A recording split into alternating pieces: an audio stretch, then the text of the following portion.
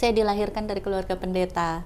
Jadi almarhum ayah saya adalah seorang pendeta, mama saya ada pendeta juga, terus kakak saya juga pendeta gitu.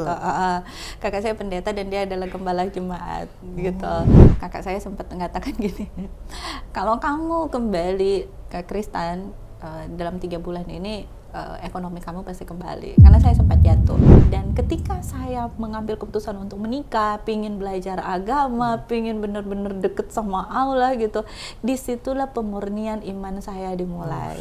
Saya pegang di meja kerja, saya masih ditendang-tendang, kepala saya masih dipukul-pukul. Iya, saya ditendang-tendang, dipukul-pukul kepala saya. Saya bunuh kamu gitu loh, saya bunuh kamu gitu. Itu udah kayak gini. Saya berusaha untuk teriak tolong gitu, tapi leher saya juga, ya Allah, sayangi saya, cintai saya, jangan tinggalkan saya. Itu aja. Manusia di dunia ini boleh tinggalin saya, tapi Allah jangan tinggalin saya. Jadi itu yang saya doain.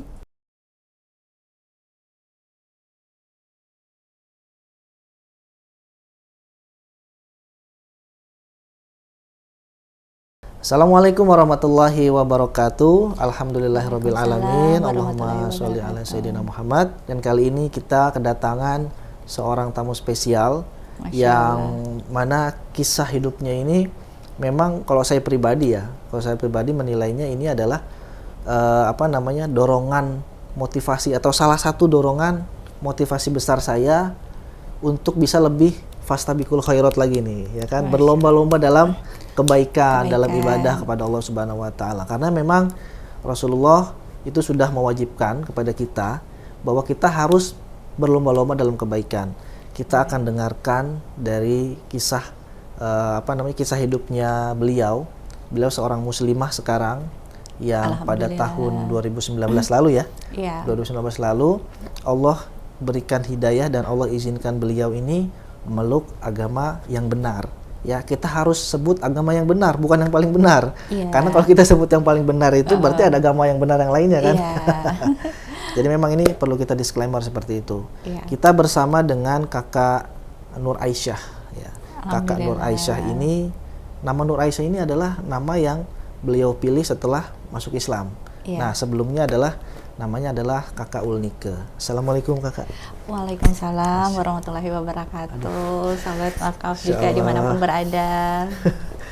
Kakak asli Manado ya? Iya, aslinya Manado. Memang biasanya kalau orang-orang Manado itu ya, kan saya kan pernah ke Manado ya. Oh pernah? Pernah, saya pernah Manado. Memang kalau ngobrol sama teman-teman atau orang-orang Manado itu ya ramah. Terus kemudian mereka itu ya, kan stigma orang itu tentang orang timur itu kan kasar gitu. Ternyata ketika saya ke NTT, ke Manado itu enggak. Enggak ya. Saya manggilnya kakak aja ya. Boleh. Kakak Nur Aisyah. Kak, di Wakaf TV ini kami wajib untuk memberikan informasi kepada penonton tentang bagaimana kakak ini kan seorang mu'alaf ya pada 2019 lalu. 2019. Ini bagaimana kisah hidupnya, kisah spiritualnya pada waktu itu, saat sebelum dan setelah memeluk Islam nih Kak. Perlu saya menyapa lagi semuanya? Boleh. Assalamualaikum warahmatullahi wabarakatuh. Waalaikumsalam. Saya memang selama ini belum mempublikasikan diri dan belum menerima selama 5 tahun yang lalu saya belum menerima ajakan gitu. Sudah pernah diajak tapi karena waktu itu saya belum bersedia aja. Dan ini adalah kedua. Kemarin saya diundang sama Kok Dondi. Perjalanan hijrah saya dimulai di 2018 sebenarnya gitu. Jadi 2018 itu pertama kali saya tertarik ya, Allah memberikan hidayah gitu lewat seseorang gitu yang pintar banget mengaji. Dan singkat cerita, mengingat durasi, kalau saya ceritakan cukup panjang, mungkin di inti pemurnian iman saya yang sekiranya bisa memotivasi bagi orang lain. Nah, intinya waktu itu saya menemukan kebenaran tentang Allah, dimana dari seseorang yang pintar ngaji gitu. Dan ketika saya bertanya kepada dia, apa yang membedakan Islam dan Kristen? Nah, dia menceritakan banyak hal, dan di situ saya menyadari sesuatu, oh iya ya, kalau Isa Al-Masih itu, Yesus itu adalah Allah itu sendiri, kenapa ketika dia dicari sama pasukan Romawi di Taman Getsemani, dia berada di Taman Getsemani bersama dengan murid-muridnya, di situ diceritakan di dalam Alkitab bahwa dia maju sedikit ke depan dan dia berlutut bersujud di sana dan dia berdoa. Dan dia berdoa di sana. Nah, di situ saya bilang kalau dia adalah Allah itu sendiri, kenapa saat itu dia bersujud di sana dan dia berdoa? Itu adalah kebenaran pertama yang saya dapatin. Itu ada di Alkitab itu? Iya, itu ada di dalam Alkitab. Nah, ketika itu nanti ayat Alkitabnya nanti saya kasihkan dan nanti mungkin di pas saya ngomong ini bisa ditaruhkan di slide-nya. Terus saat itu adalah kebenaran pertama. Nah, setelah itu saya mencari referensi yang lain dan akhirnya saya memantapkan diri untuk bersahadat.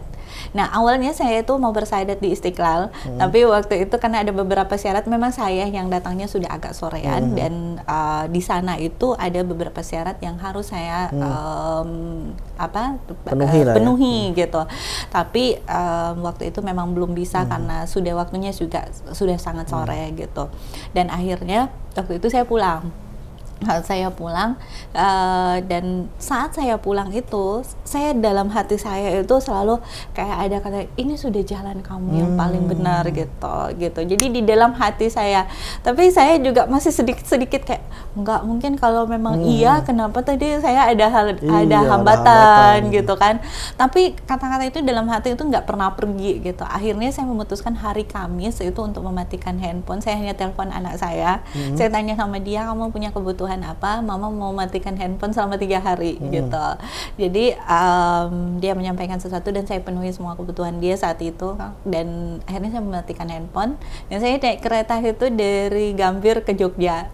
Nah, ke Jogja, selama di Jogja juga mau kemana-mana saya minta tolong orang untuk pesankan Grab dan itu adalah kebaikan Allah yang Allah lihatkan pertama kali. Di sana saya ketemu sama orang-orang baik, bahkan saya dipesenin mobil, udah dibayar pakai GoPay-nya gitu. Nah, di sana terus saya ke Surabaya, sama juga ke Surabaya. Nah, waktu itu saya dari Surabaya itu luar biasanya lagi. Saya dari Gubek mau ke hotel gitu, saya nginep di salah satu hotel di Sheraton dan itu pun masih dibayarin gitu kan. Itu pun masih dibayarin. Padahal secara monetary waktu itu alhamdulillah Allah mempercayakan banyak hal ke saya lewat usaha yang saya punya dan saya juga kerjakan waktu itu. Jadi alhamdulillah Allah memenuhi semuanya waktu itu. Dan di sana juga saya akhirnya beberapa hari kemudian hari Minggu, hari Senin saya kembali ke Bandung. Nah, di Bandung itu sebelum ke Bandung saya telepon teman saya. Saya maaf tadi sebenarnya di perjalanan saya mau telepon beliau apakah saya bisa menyebutkan beliau di wawancara ini, tapi saya lupa di perjalanan dan semoga ini jadi kebetulan karena saya di media, punya perusahaan media, jadi saya telepon seseorang yang relasi kerja saya bilang sama beliau, saya mau syahadat Pak, saya bilang gitu. Masya Allah beneran Mbak, katanya gitu kan. Iya Pak, tapi kemarin saya di Istiqlal ada kendala ini. Oh iya, boleh saya telepon teman saya ya gitu, teman leadingnya. Oh terima kasih banyak loh Pak gitu. Dan akhirnya saat itu saya naik kereta ke Bandung. Saya tiba di Bandung itu masih subuh. Dan satu keajaiban juga yang saya dapat di sana, itu pertama kali gitu. Saya sampai ke hotel, biasanya kalau hotel kan itu bisa check-in-nya di jam 12 ya. Saya datang waktu itu, saya bilang sama mereka, nggak apa-apa saya mau bayar karena saya bawa tas gitu kan. Saya cuma butuh tas ini saya titipin, kamarnya saya bayar dan saya numpang mandi gitu. Di kamar mandi mana yang bisa saya mandi gitu kan. Karena saya ada acara pagi ini. Terus pas saya prosesi paymentnya itu, jadi mereka bilang, Bu, kamarnya sudah bisa ditempati. Loh, masa gitu kan gitu. Masa bisa? Saya sendiri nggak percaya kan, alhamdulillah banget gitu. Itulah Allah ya. Dan akhirnya saya siap-siap. Orang yang mau jemput saya sudah ada di bawah juga, ya, udah dibawa dan segala sesuatu benar-benar dimudahkan. Saya ngasih KTP saya juga pas foto saya untuk dicuci gitu kan. saya berpikirnya beliau akan mengurus administrasi yang saya butuhkan, saya akan ikut acara gitu di Gedung Sate. Nah, akhirnya beliau begini, Mbak nggak apa-apa, nanti saya antar aja dulu gitu kan, nanti sementara ikut acara saya urusin yang itu. Saya bilang nggak apa-apa Pak, nanti merepotkan, karena saya nggak enak merepotkan. Akhirnya beliau tetap ngantar saya, dan setelah itu beliau ngurus semua administrasinya, dan saya juga belum selesai acara, beliau udah di parkiran. Dan setelah itu saya selesai acara, saya izin pamit sama semuanya, dan saya pergi. Saya nggak bilang ke tamu-tamu itu juga bahwa saya akan syahadat, nggak. Jadi saya pamit dan saya pergi. Ketika sampai di sana, semuanya udah siap gitu. Saya yang jadi nggak enak. Saya padahal saya pikirkan saya butuh, tapi mereka sudah nungguin saya. Subhanallah. Itu akhirnya saya bersyahadat lah di sana. Saya bersyahadat di hari Senin tanggal 29 Juli 2019 pukul 9.15. Nah, itu kenapa saya tahu waktunya. Waktunya itu karena saya punya teman baik gitu di Surabaya. Dan dia menyampaikan ke saya bahwa pas waktu saya habis syahadat, saya telepon dia karena dia benar-benar teman baik saya, dan dia bilang sama saya bahwa pantasan ya saya itu jam 9.15 itu katanya dia kayak didorong hatinya untuk ke masjid, padahal dia bilang ini bukan waktu sholat gitu, tapi dia memang didorong untuk ke masjid. Dan di sana tuh dia ngambil wudhu dan dia duduk di masjid dan dia sholat berdoa katanya. Dia bersyukur banget, dan saya sangat-sangat bersyukur juga gitu, sangat-sangat bersyukur saat itu proses syahadat. Tapi waktu itu saya meminta untuk tidak dipublikasi karena saya bilang sama semua yang hadir di situ, dengan tidak mengurangi rasa hormat, mohon saya tidak dipublikasikan dulu karena saya masuk muslim bukan untuk mencari popularitas gitu. Ini adalah hidayah yang diberikan sama Allah. Dan saya punya pertimbangan saat itu karena saya dilahirkan dari keluarga pendeta.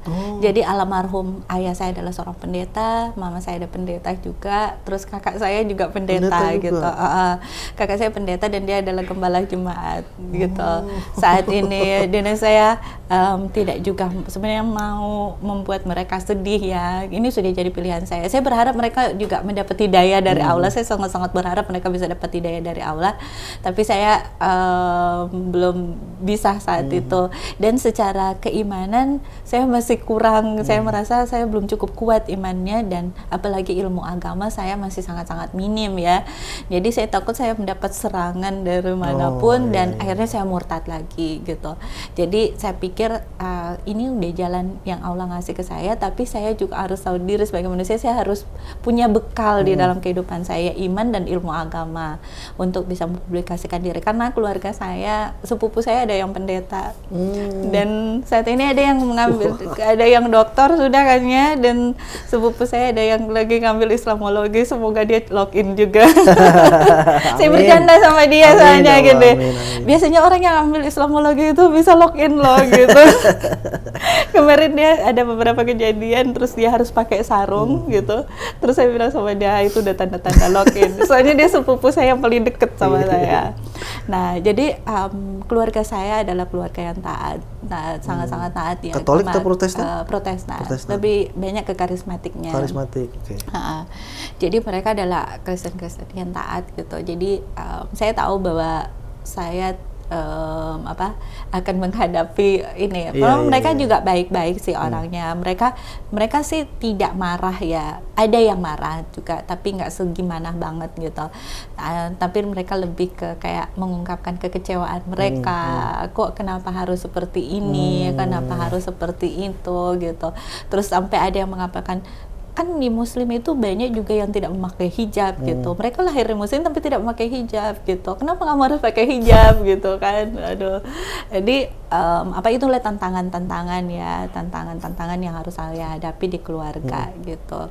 Dan kemarin juga ketika saya menghadapi sebuah masalah, kakak saya sempat mengatakan gini, kalau kamu kembali ke Kristen dalam 3 bulan ini, ekonomi kamu pasti kembali, karena saya sempat jatuh gitu. Jadi di 2000 sudah berarti perjalanan hijrah saya sudah berarti ya, kita masuk ke proses pemurnian keimanan saya. Jadi di 2019 itu 2023 saya mengalami pemurnian iman. Jadi saya menamakan itu dapur ujian keimanan saya. Allah memurnikan keimanan saya. Jadi setelah saya bersahadat, Saat itu saya lagi mengurus perusahaan media saya untuk verifikasi di Dewan Pers. Jadi saya punya perusahaan media dan saat itu saya lagi proses verifikasi di Dewan Pers. Jadi saya habis syahadat belum belajar sepenuhnya mendalami tentang agama Islam begitu. Karena waktu itu saya berpendapat saya sendiri, hidup sendiri, dan dengan saya masuk Muslim, saya harus kuat gitu. Saya harus kuat ekonominya, harus kuat, selain harus kuat imannya, agamanya, saya juga harus kuat ekonominya. Karena saya tidak punya tempat untuk bersandar gitu. Saya benar-benar sendiri. Jadi waktu itu, mohon maaf saya potong. Iya. Waktu itu sudah punya suami?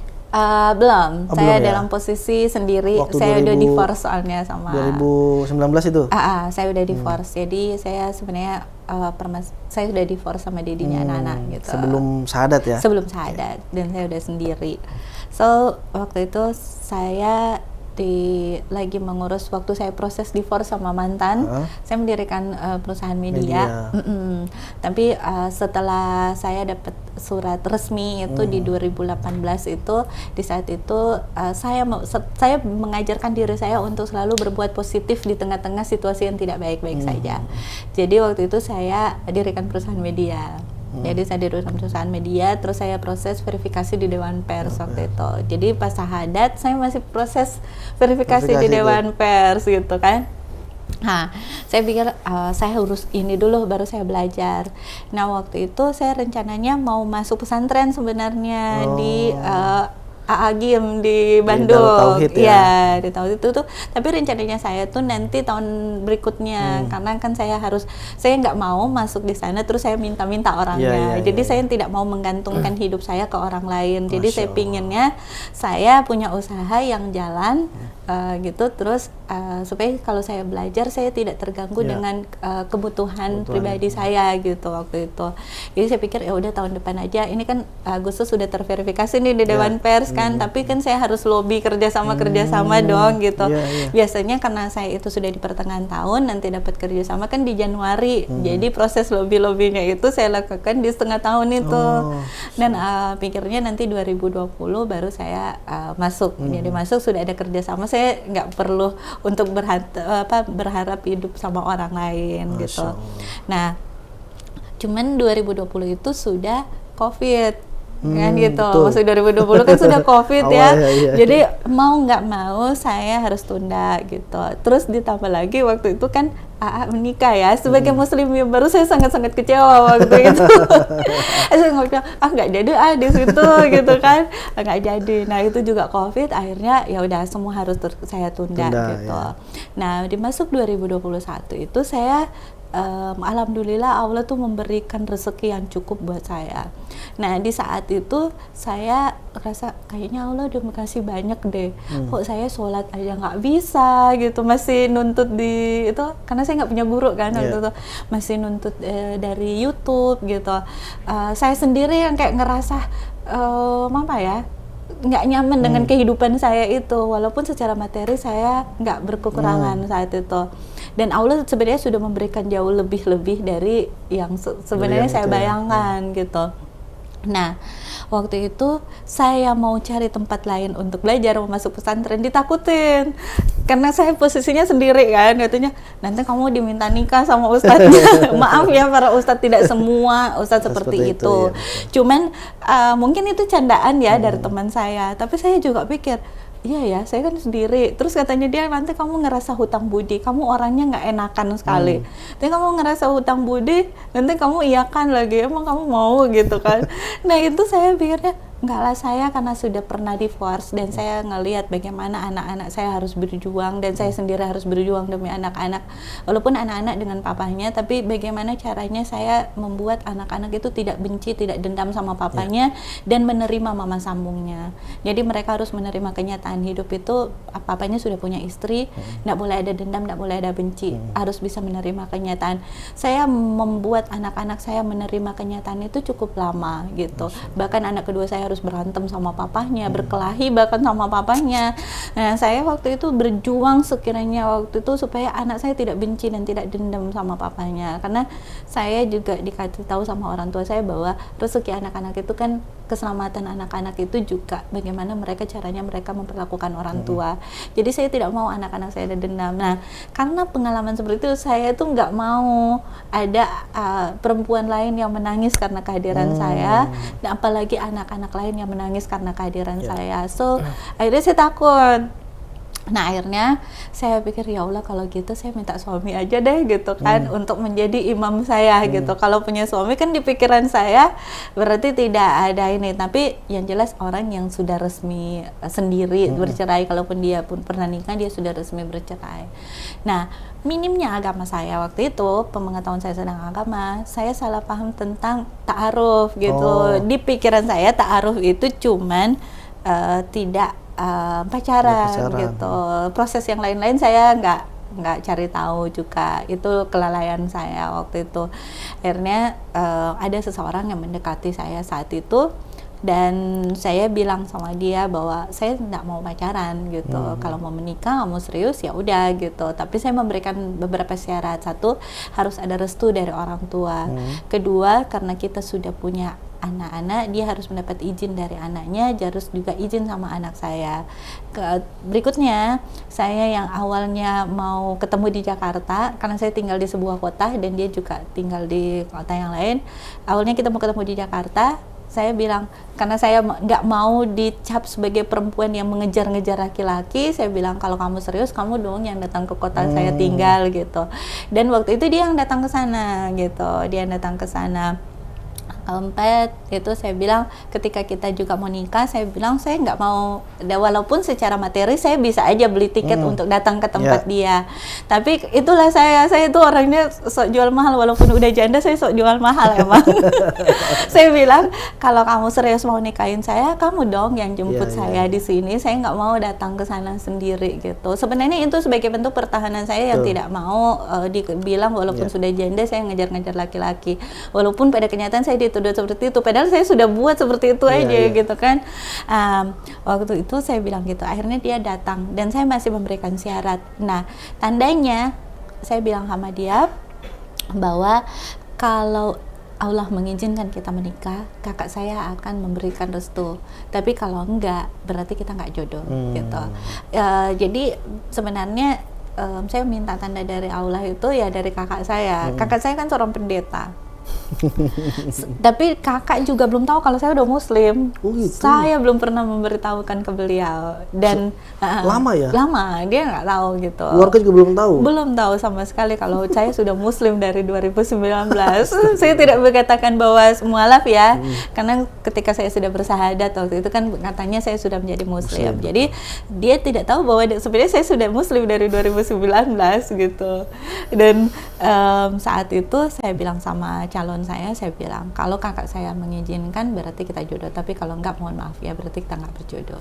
Nah, tapi saya enggak ngomong apa-apa sama kakak saya, cuma bilang sama kakak saya bahwa calon saya muslim gitu.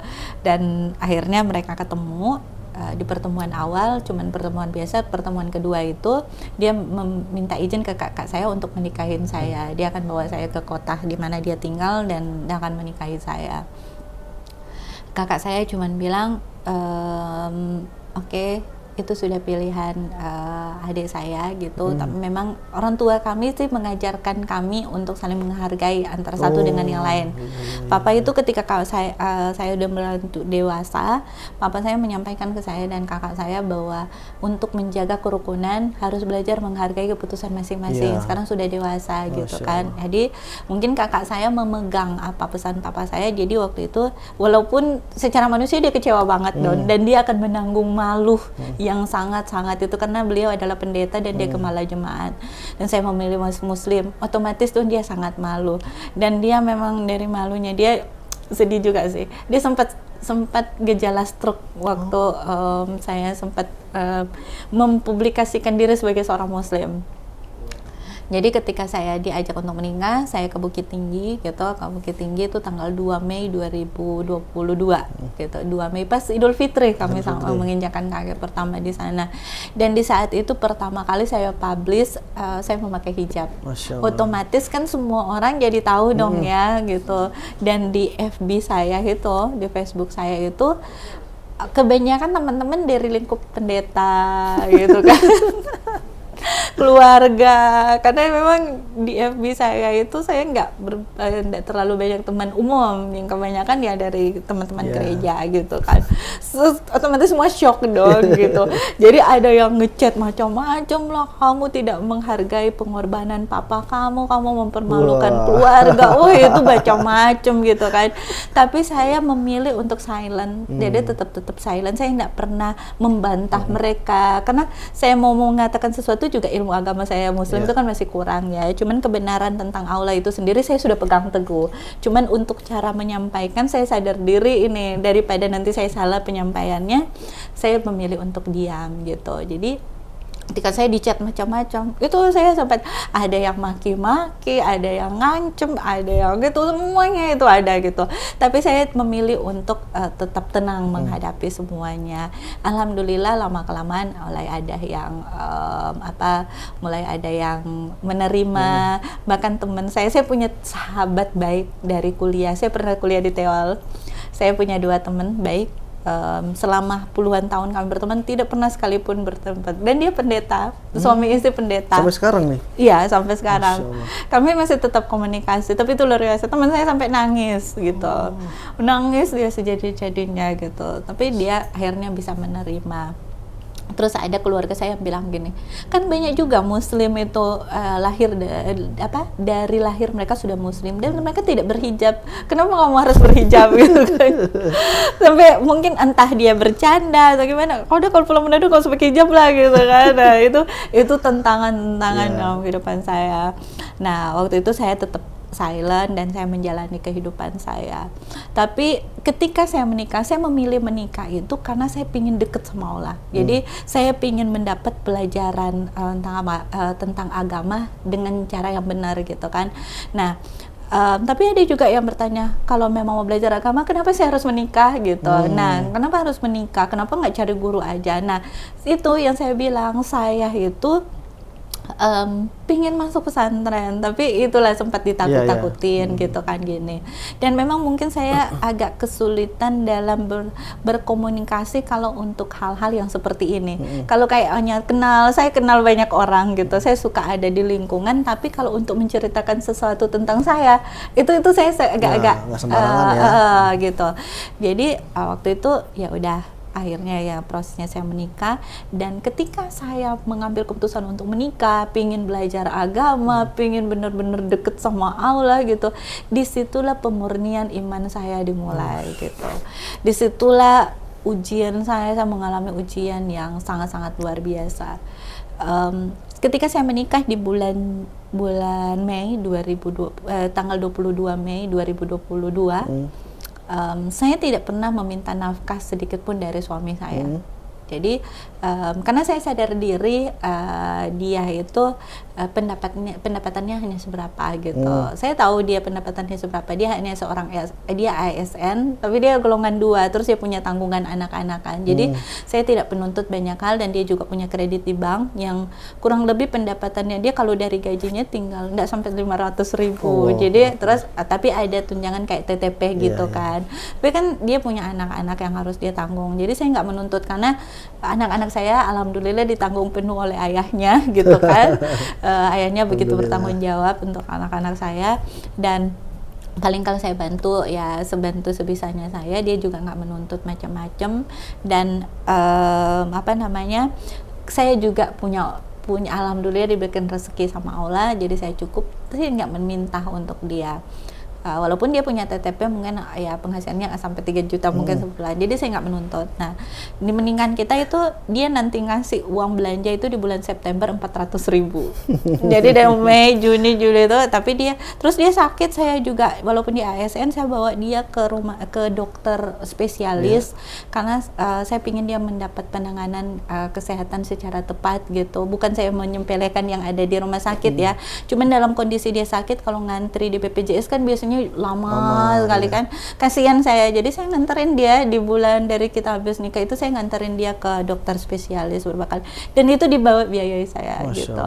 Nah, saya tidak pernah menuntut, bukan saya mau mengungkapkan apa yang pernah saya beri, enggak, saya tulus dan ikhlas untuk itu, tapi saya menceritakan prosesnya Allah dalam kehidupan saya. Nah, waktu itu bulan September baru dia ngasihkan saya, tapi saya sudah di KDRT dulu. Allah.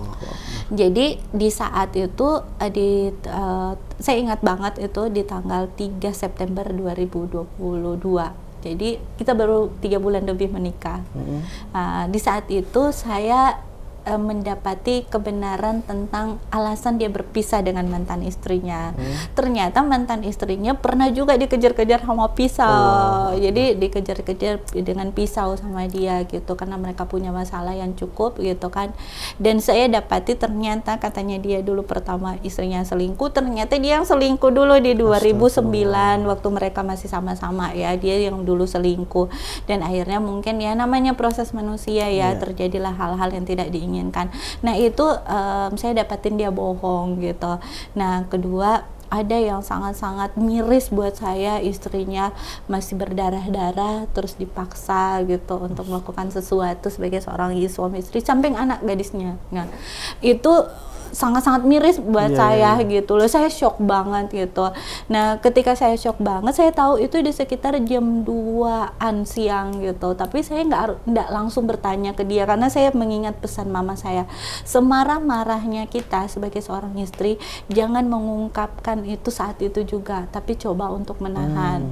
Kalau bisa itu dibicarakan baik-baik pas mau tidur malam gitu kan. Jadi saya ingat pesan mama saya, jadi saya masih nahan. Nanti saya coba ngomong ke dia itu setelah makan malam.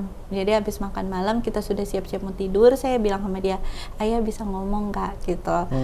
Dia langsung bilang, oh iya apa gitu kan. Nah ya tuh, akhirnya saya bertanya, coba jujur ke saya, apa alasan ayah berpisah sama mantan istri ayah gitu kan. Saya ini semua kejujuran ayah tidak akan merubah hubungan kita sebagai suami istri, tidak akan mengurangi kadar sayang saya ke ayah. Cuman saya ada di lingkungan usaha, kalau ada dosa saya tahu bahwa dosa itu bisa menghambat rezeki kita. Saya hanya butuh kejujuran aja supaya saya tahu saya tidak merasa dibohongi gitu. Nah saat itu dia langsung marah-marah, dia langsung ngamuk-ngamuk, kamu sudah menikah dengan saya, harusnya kamu menerima semua masa lalu saya. Nah saya bilang iya, saya terima, cuman saya hanya butuh kejujuran aja gitu loh. Kalau nggak mau diceritain juga nggak apa-apa, saya juga udah tahu gitu. Jadi kalau nggak mau ceritain ya udah nggak apa-apa gitu. Tapi dia terus mengamuk, mungkin entah karena dia malu atau apa gitu, tahu juga dia ketahuan bohongnya juga mungkin dia malu, marah-marah. Akhirnya saya ditampar.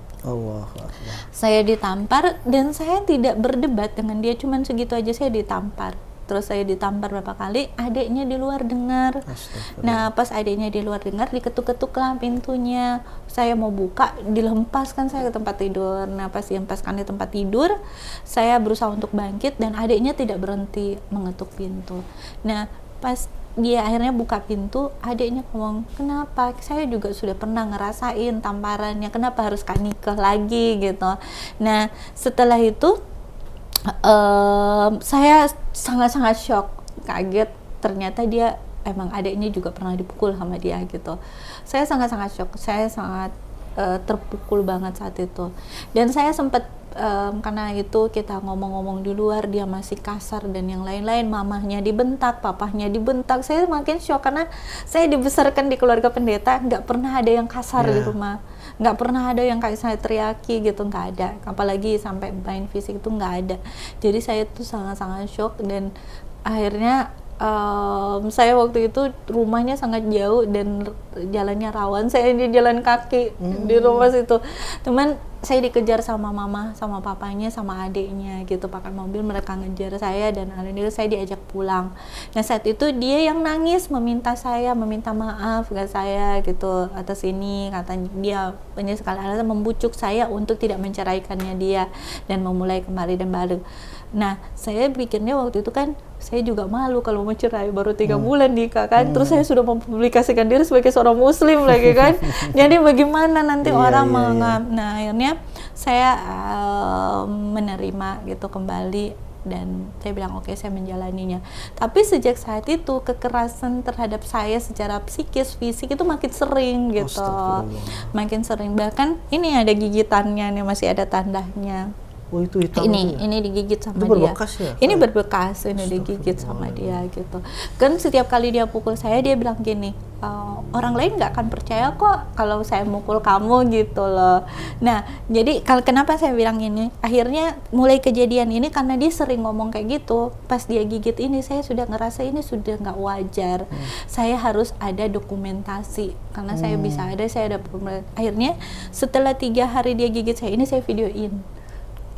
Dia di videoin, saya foto dan saya simpan gitu sebagai bukti, karena saya sudah ngerasa ini kejadiannya bulan Desember. Jadi bulan Desember itu saya juga tahu kebohongannya dia gitu. Jadi sebelum dia sama saya, dia pernah dia sering beli barang-bahan mahal dan dia pernah ngasih seseorang dengan jumlah yang besar. Saya nanya, memang ayah punya bisnis lain gitu, kok kamu bisa beli barang-barang seperti ini? Nah katanya dia waktu itu, oh ini tabungan saya. Nah waktu itu saya maksudnya ya udah percaya ya suami. Ternyata setelah bulan Desember dia mendapat surat dari inspektorat. Jadi dari pemeriksaan inspektorat itu banyak sekali temuan-temuan gitu kan. Jadi akhirnya saya tahu gitu. Nah saya tahu dia melakukan mendapat uang uang dari situ, ya. Uang panas dari situ. Dan bahkan ada kegiatan yang fiktif gitu kan. Nah terus waktu itu saya ngelihat dia juga membuat SPJ itu dengan ngikut-ngikut tanda tangan, karena urusan pekerjaan kantor saya nggak mau masuk campur kan. Jadi saya biarin dia membuat SPJ itu, saya cuma lewatin aja, dia lewat di luar, dia buat sampai jam-jam 12 malam gitu kan. Jam-jam 12 malam saya masuk ke kamar aja gitu, lewatan sama masuk kamar, saya nggak mau ini. Cuman sebagai seorang istri saya tahu apa yang dia lakukan itu udah salah, soalnya saya lihat dia ngikut-ngikut tanda tangan orang sampai banyak sekali kan gitu, ngikut-ngikut tanda tangan. Akhirnya saya bilang sama dia, setelah sekian lama itu dari Desember dapat surat itu, bulan Februari yang dia gigit ini gitu kan, dia gigit ini saya fotoin, videoin. Tapi sudah bulan Januari SPJ-nya juga nggak selesai. Akhirnya saya deketin dia gitu kan, terus saya bilang, ayah memang ada kendala, ini udah 1 bulan lebih SPJ-nya belum selesai gitu. Akhirnya dia ceritalah semuanya masalahnya dia gitu kan. Pas dia cerita semuanya itu, dia kayaknya habis dia cerita dia makin brutal. Mungkin karena dia malu saya, akhirnya kebohongan dia dan aib-aibnya dia mungkin kebongkar dengan sendirinya. Akhirnya dia kayak sering marah-marah gitu, sering marah-marah, kayak sering nyarain kalau dia mau suka tampar dia nampar gitu. Dan saat itu akhirnya mungkin dia ketemu sama orang-orang di masa lalunya dia, dan itu keungkap di dalam tidurnya dia. Jadi di tidur dia sering ngigau, dan dia berhubungan dengan perempuan lain itu dia cerita di dalam mimpinya dia gitu. Dan apa yang dia lakukan saat itu entah kenapa saya nggak tahu gitu loh, tapi apa yang dia lakukan di sepanjang hari di luar rumah itu terungkap di dalam tidurnya dia gitu. Dia yang ngomong sendiri, sampai dia mau suruh orang itu naik di atas meja, masuk ke kamar mandi, ngelakukan itu, dia ngomong di dalam itunya dia. Iya, detail. Jadi dia ngomong gitu di dalam mimpinya. Tapi waktu itu saya cuma bilang, ya Allah, saya sudah menikah dan saya malu mau cerai sebelum 1 tahun. Itu saya belum kayak gitu. Dia cerita di dalam mimpi. Nah, sampai suatu saat saya bilang ke dia ketika dia bangun, saya sering nangis gitu kan. Jadi saya saat itu sering banget nangis banget gitu, apalagi saya tahu bahwa suami saya ketemu sama perempuan lain gitu, dan dia ceritain di mimpinya gitu kan. Awalnya saya pinginnya nggak mau percaya gitu, nggak mau percaya sama sekali dengan apa yang dia lakuin gitu. Terus akhirnya saat itu saya suatu saat kita ke rumah mamanya ya gitu, mamanya. Nah di situ kita cerita tentang ngigau. Ini saya mau menyadarkan dia bahwa dia seperti itu gitu. Nah Tanya lah, mamanya juga kadang-kadang di dalam tidurnya itu suka mimpi ngigau apa yang mamanya laksanakan di siang hari kebawa di mimpinya, bahkan pernah mereka sampai kebangun. Nah begitu juga suami adik kandungnya gitu, apa yang dilakukan di kantor di mimpi juga dia ceritain seperti itu, sampai adiknya sendiri yang bilang sampai saya bingung gitu loh yang diceritain. Nah dia akhirnya menyadari hal itu. Nah saat itu juga tambah brutalnya gitu loh, tambah brutalnya. Terus ininya di puncaknya itu di tanggal 27 Maret 2023. Nah, di saat itu saya lagi ada untuk verifikasi faktual media saya, banyak sekali tuntutan dari Dewan Pers waktu itu, dan saya lagi menyiapkan semuanya. Nah, di saat itu saya di ruangan saya kontrak 2 lantai, jadi dibawa dijadiin kantor. Nah, saya minta bantuan beliau waktu itu karena dia juga sangat pintar. Dia anak SMA yang punya otak profesor kalau menurut saya. Jadi dia memang saya jatuh cinta sama dia karena kepintarannya dia waktu itu. Nah, akhirnya waktu itu dia datang bantuin, terus dia lagi duduk di depan saya gitu, di meja kerja saya depan. Dia lagi pegang handphone. Saya lihat dia itu bahagia banget ketika dia melihat handphone. Nah ketika itu saya merasa kayaknya dia sama saya nggak bahagia deh gitu kan. Terus akhirnya saya bilang, karena dengan kejadian-kejadian yang saya alami kayaknya dia benar-benar udah nggak bahagia sama saya. Jadi saya nanya, ayah maaf boleh ngomong nggak? Kasar banget dia ngomong. Nah tapi saya sinis banget langsung ngomong, iya apa gitu. Oh ya udah, ya kalau misalnya ayah nggak bahagia sama saya, ya udah ayo lebih baik saya urus aja perceraiannya gitu kan gitu. Terus dia bilang macam-macam apa itu nggak full saya dia ngomongnya. Terus habis itu dia diam. Saya cuma bilang kalau memang ini udah yang terbaik buat kita, mungkin ayah bisa kembali membangun kehidupan ayah, saya juga sama gitu. Terus dia cuma diam aja. Akhirnya saya bilang gini, karena saya takut dipukul lagi, so saya bilang sama dia, ayah bunda izin ke lantai 2 ya untuk melanjutkan pekerjaan gitu. Nah saat minta izin itu dia masih diam. Entah kenapa ketika saya berdiri dari tempat duduk gitu, dia tiba-tiba berdiri, saya didorong ke dinding, terus rambut saya dijambak, dibenturin ke dinding kepalanya. Iya itu sampai sekarang belakang atau depan? Belakang. Ini kalau mau dibenturin ke dinding, terus saya ditampar-tampar gitu, terus saya berusaha untuk lepas saat itu. Alhamdulillah itu saya bisa lepas dari dia, dan saya pegang di meja kerja. Jadi saya pegang di meja kerja, saya masih ditendang-tendang, kepala saya masih dipukul-pukul. Iya, saya ditendang-tendang, dipukul-pukul kepala saya. Akhirnya saya coba tenang dan mengalihkan perhatian dia. Saya jatuhin laptop. Kebetulan ada laptop kan. Alhamdulillah itu sempat mengalihkan perhatiannya dia. Jatuh, dia sempat lepas saya mau lari, dikejar sama dia, didorong saya kehempas lagi, dia lari ke belakang. Nah saya pikir dia ke belakang, mungkin dia pergi menenangkan hati, menenangkan pikiran. Jadi saya berdiri aja sambil shock ya, berdiri di depan pintu saya. Dan saat itu tiba-tiba dia kembali udah dengan pisau. Jadi dia kembali dengan pisau. Otomatis saya shock dong gitu, ya Allah gitu. Dan saya langsung ditarik, pisaunya dihunuskan di sini. Dihunuskan di sini. Dan saya berusaha untuk ancaman apa yang saya bunuh kamu gitu loh. Saya bunuh kamu gitu. Itu udah kayak gini. Saya berusaha untuk teriak tolong gitu, tapi leher saya juga udah dicekek juga waktu itu. Jadi saya udah kayak mau bersuara agak susah kan. Tapi itulah Allah tuh ajaibnya. Adik yang di tetangga kita itu akhirnya keluar, dia menjemur pakaiannya di luar, dan itu kan ada tirai di depan kita, dan saya berusaha untuk teriak. Alhamdulillah itu dia lepas gitu, pas saya masih ke posisi gemetaran. Saya coba duduk untuk pergi menjauh sedikit, dan saya duduk di anak tangga. Nah pas saya duduk di anak tangga itu, saya nggak berani bereaksi lebih karena pisau masih di tangannya dia gitu, tapi saya sempat ambil handphone. Nah pas Saya duduk di situ, saya tunggu dia tenang gitu. Akhirnya dia pisau itu dia lempar ke arah pintu. Saya masih punya videonya. Dia lempar ke arah pintu.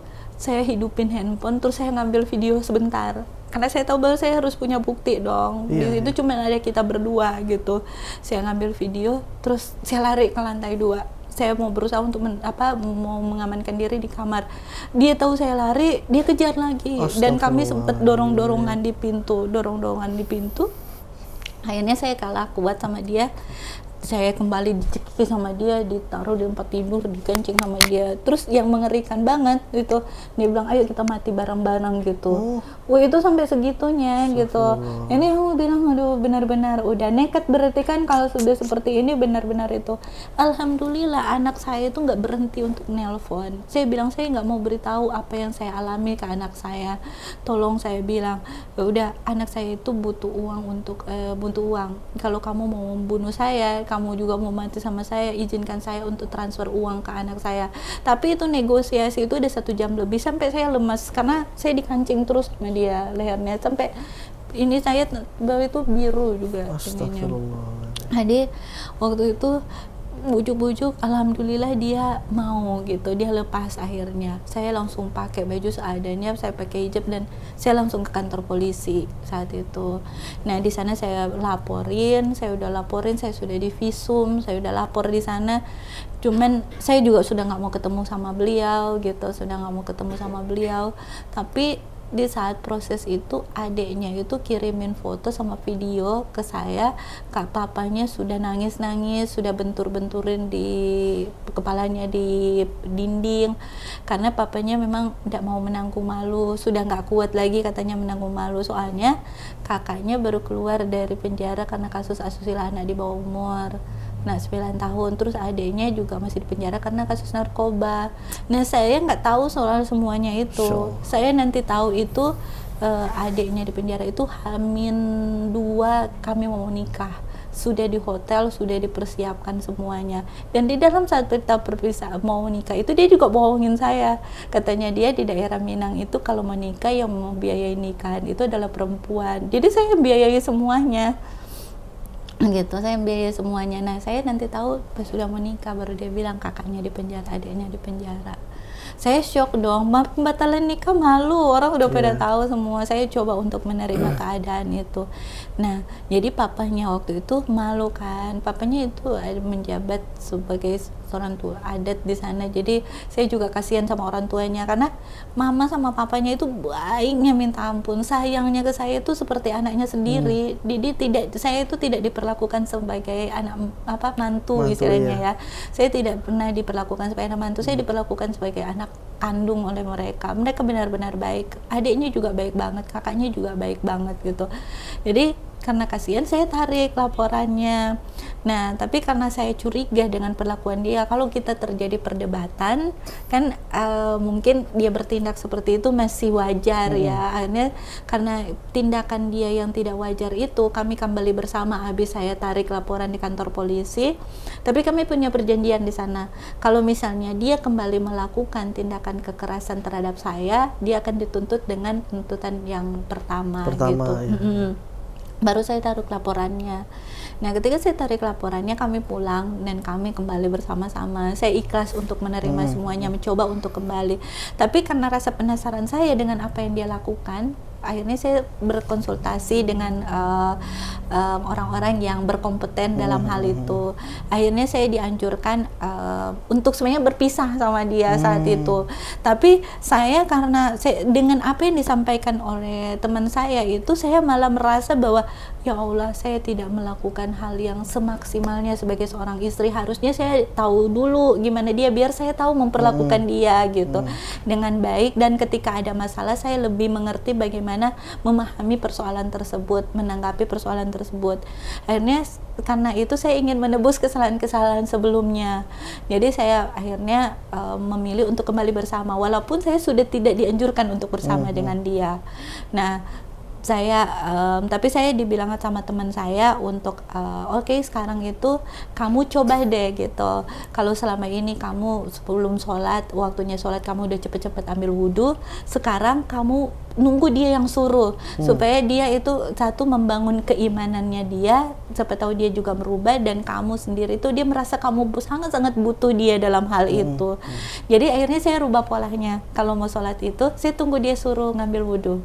Jadi saya tunggu dia ambil wudhu, terus saya mencari tahu latar belakang dia, ke keluarganya, dari mama papanya, dari masa kecilnya, adik kakaknya, kadang-kadang tante-tante dan sepupu-sepupunya sama keluarga besarnya. Dan akhirnya saya tahu. Nah di situ tuh saya menangis lagi, ya Allah, ternyata seperti ini. Dan saya malahan sebelum pelayanan dia ke saya ke dia itu saya tingkatkan lagi. Padahal saya sudah hampir dibunuh sama dia, tapi saya tingkatkan lagi. Saya tingkatkan lagi, saya lebih melayani dia lebih baik lagi saat itu. Dan di saat Idul Fitri saya masih membasuh kakinya. Tapi saya membasuh kakinya, tapi saat itu saya berdoa sama Allah, ya Allah, ini adalah hal mungkin yang maksimal yang bisa saya lakukan gitu sebagai seorang istri. Kalau mau ada lagi saya sudah nggak sanggup, saya bilang gitu sama Allah. Nah waktu itu saya basuh kakinya, kebetulan saya masih punya parfum dengan harga yang nggak cukup murah, itu cukup mahal, dan saya masih pakai parfumnya, dan saya cium kakinya, saya basuh kakinya. Tapi dia bilang ke saya, kamu nggak perlu melakukan semua ini. Saya bilang ya udah, ini adalah hal yang bisa saya lakukan sebagai seorang istri, sekaligus sebagai permohonan maaf saya atas kurang-kurang saya yang lebih dulu, dan saya sebagai tanda pengabdian saya maksimal sebagai seorang istri ke depannya seperti apa gitu. Nah saya bilang gitu ke dia. Nah tapi betul kata teman saya, semakin kamu baik, semakin ayah menganggap bahwa kamu malaikat dan dia iblisnya gitu.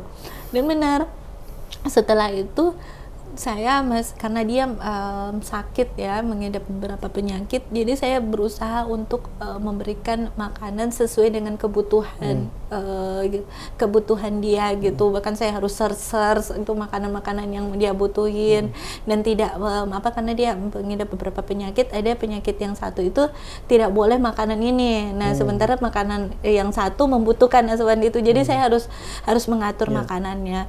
Nah saat itu saya masak itu kan di tangga dari dapur ke lantai 2 itu tangga beton, dan sudah saya lapisin karpet supaya tidak licin. Nah saya bawa makanan ini dari lantai 1 nih panas gitu kan, jadi saya pelan-pelan naik ke atas. Sampai ke atas dia bilang gini, kenapa mau mergoki saya, harus mengendap-endap gitu. Saya bilang saya bawa makanan panas nih, kalau saya mau cepet-cepet kan bisa jatuh dan bisa tumpah ke saya. Nah karena saya mungkin sudah merasa sakit hati gitu, dan sudah terlalu banyak ini daripada saya dipukul lagi, jadi saya naruh makanan itu, saya habis harus saya bilang saya izin ke kamar ya, saya mau istirahat, saya capek gitu. Pas saya mau menuju ke kamar, dia langsung panggil, hei anjing gitu. Dan itu kata-kata anjing, kata-kata pantai itu udah makanan saya sehari-hari gitu. Padahal di rumah saya tidak pernah sekalipun, jangankan di rumah, di luar rumah itu saya tidak pernah sekalipun dimaki sama orang selama saya sebelum itu. Dan itu pertama itu dia sering banget gitu ngatain pantai, ngatain anjing, maaf ya gitu. Jadi kayak gitu. Nah, pas saya bilang kenapa sih ayah, kalau memang sudah nggak bahagia sama saya ya udah diakhirin aja, saya bilang gitu kan. Nah waktu itu dia lempar saya pakai gelas, dan ini masih ada tandanya nih, pecah di kaki saya itu. Berbekas berarti? Berbekas gitu. Karena dia lempar, kebetulan memang karena saya di rumah ya, jadi kayak saya berpakaian seadanya. Jadi kita kan cuma berdua di rumah sini, jadi memang kena di sini, pecah, belum bekas di situ. Nah saat itu saya bilang sama Allah, ya Allah saya sudah nggak sanggup lagi. Nah untuk memastikan keputusan saya tidak salah di jalannya Allah, saya berkonsultasi dengan beberapa ustadz. Nah saya berkonsultasi dengan beberapa ustadz, dan di sana semua memberikan jawaban bahwa rumah tangga saya sudah tidak baik untuk dilanjutkan gitu, karena di Muslim juga tidak mengajarkan seperti itu gitu. Dan akhirnya waktu itu saya bilang sama beliau tanggal 26 Juni 2023 itu saya mengambil waktu untuk pergi ke Masjid Raya Bukit Tinggi. Saya di sana dari jam 8 pagi sampai Isya. Masya saya mematikan Seharian handphone itu. seharian. Saya mematikan handphone di sana dan di sana itu benar-benar saya hanya sholat, ibadah, baca Al-Quran gitu, baca buku. Dan di sana saya berdoa, ya Allah, saya sudah tidak sanggup lagi untuk melanjutkan rumah tangga ini. Saya sudah tidak kuat. Tolong berikan jalan yang terbaik buat saya. Dan saya bilang sama Allah, ya Allah, saya percaya bahwa saya dibawa ke kota ini bukan untuk dihancurkan sama Allah, karena saya meminta imam untuk buat saya untuk lebih dekat sama Engkau. Jadi tujuan saya baik gitu loh. Jadi jangan sampai saya yakin Allah tidak membawa saya di sini untuk dihancurkan. Nah, saya ikhlas dengan semua persoalan ini. Nah, terus waktu itu ada ibu-ibu di sebelah itu, karena itu saya masih belajar kan sholatnya juga. Saya sempat tanya sama ibu itu, "Bu, kalau misalnya mau sholat zuhur, rawatibnya berapa rakaat ya, gimana?" Kan saya lupa, karena saya tahu itu ada 2 kali harus ini kan, tapi saya lupa gitu kan. Jadi saya tanya sama ibu itu, ibu itu nanya, emang, saya bilang, saya maaf ya, saya baru belajar. Terus handphone saya matiin, biasa saya search aja kan, kalau saya lupa saya search, tapi itu karena saya matiin handphone. Akhirnya saya memberanikan diri untuk bertanya. Terus ibu itu bilang, kalau mau belajar, sebenarnya hari Senin ini di sini ada belajar Al-Quran, cuman ibu ustadz yang ngajarin kami itu ibunya lagi sakit, jadi beliau pulang kampung, nanti minggu depan ada. Oh iya, saya bilangannya, saya dikasih tahu, dan saya akhirnya sholat waktu itu, dan saya pulang waktu Isya. Minggu depannya saya datang gitu. Saya datang untuk ini belajar.